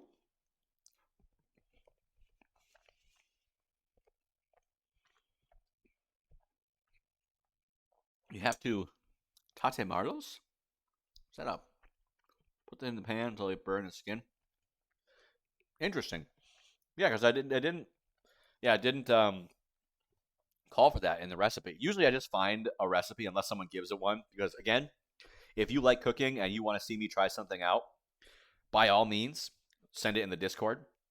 I usually just kind of, either make whatever I happen to think of or, whatever a viewer wants.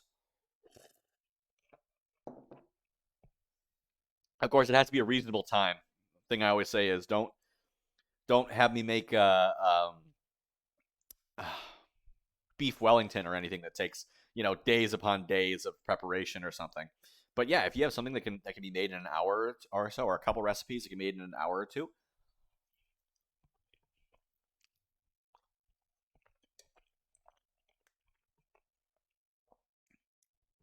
I would appreciate it if you want to drop a salsa recipe in there. I might not make it on stream because I already made salsa once on stream. But yeah, yeah. I mean, my mom tried to make it once. She did a pretty good job, but yeah, it's so crazy. It came out all right. Yeah, I want to say.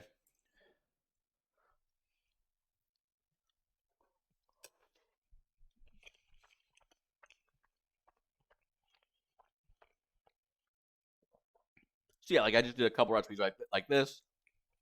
The banana smoothie. I wanted to make something to drink, right? And then so I just made it with when the stuff was cooking. You know, quick and easy. Usually it takes 2 to 3 hours. Um, we'll translate it and send it to Discord. Okay. What if you don't mind me asking, if you know another language, is it your first? And like what language what's your language history? Whew.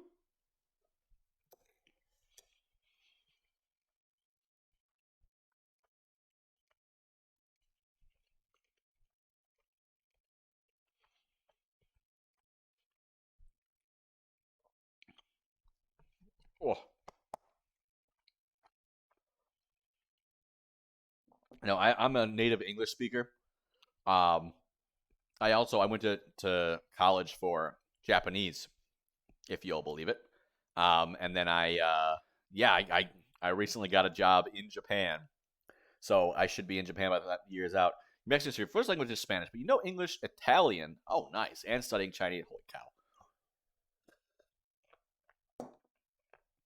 I said I have a barely operational Japanese, but I assume that will change drastically once I move there. Yeah, thank you. It's my first real job, so I'm happy.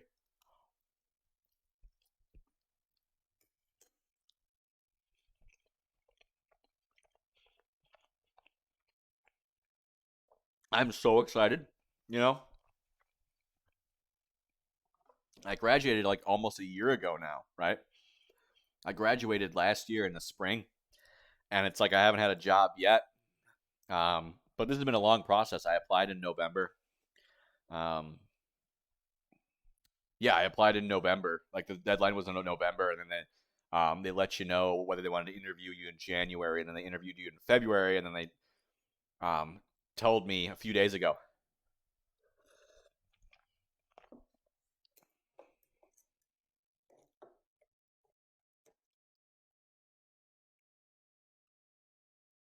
Ah,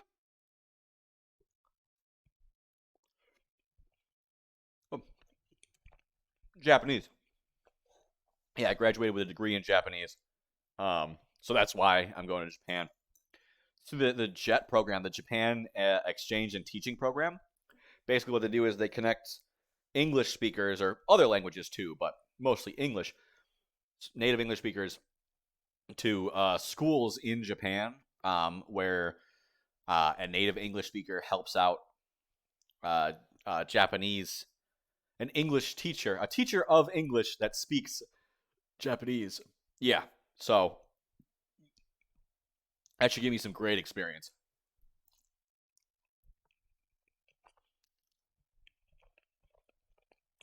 I will. I will.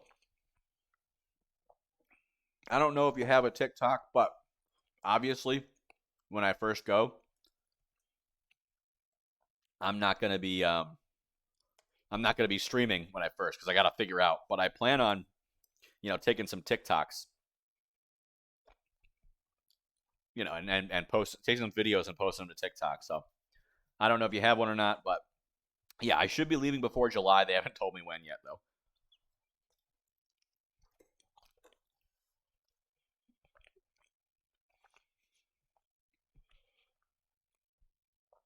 It's really rich, really creamy. You have TikTok? Oh well, that's fine. I got my TikTok like a month or two ago because the viewers were like, "You should get a TikTok." So I made it a viewer goal. I was like, "Sure, donate this many channel points," and yeah, fine.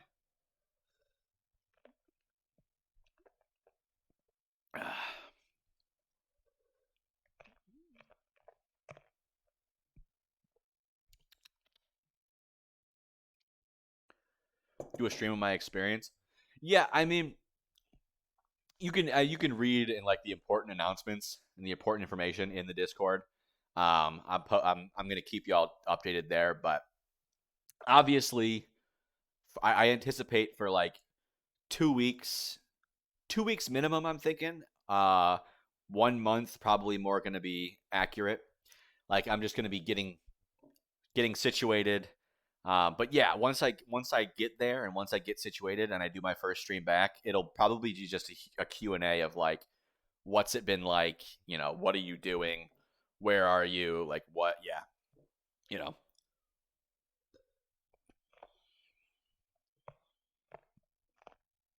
like that'd be cool. It'd be cool if I get some of my friends from here also to log in and um say hi and yeah.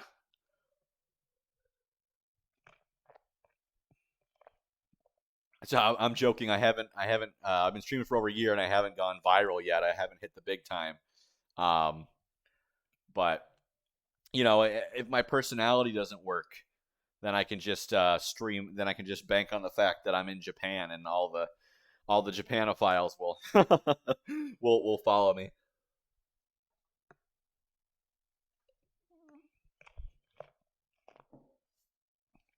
But yeah, that's it for that. I have a giant mess to clean up as per usual in the kitchen. So thank you everybody for coming out. Thank you Hazel for coming in and sharing your excitement with me. I look forward to seeing if you have any good recipes or good suggestions for next week. I do this every week, Sundays at noon Eastern, until further notice. Yeah, I don't know. It's just hard. It's just hard to get discovered. Um, in any case, if you like what you saw and you're not following, feel free to follow. So you can get notified of when I next stream. That's tomorrow at 1 Eastern. I will be playing, excuse me, modded Stardew Valley. Thank you, thank you. If you are following and have an awesome day as well. If you are following and you would like to check out my other social media, if you're on desktop, you can do that below. I got Instagram, Twitter, TikTok, all that fun stuff. If you are on mobile, type in exclamation point, whatever the platform name is, and it'll tell you in the chat the link.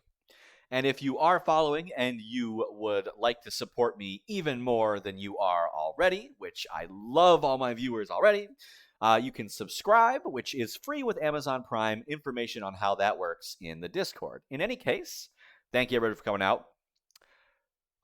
Get vaccinated, get boosted if you're not already. If you're not boosted, don't leave your house unless you need to. But if you do need to leave your house and you're not boosted, make sure you wear a mask. Stay at least 6 feet away from other people. And everyone, please wash your hands often. See y'all later. Bye.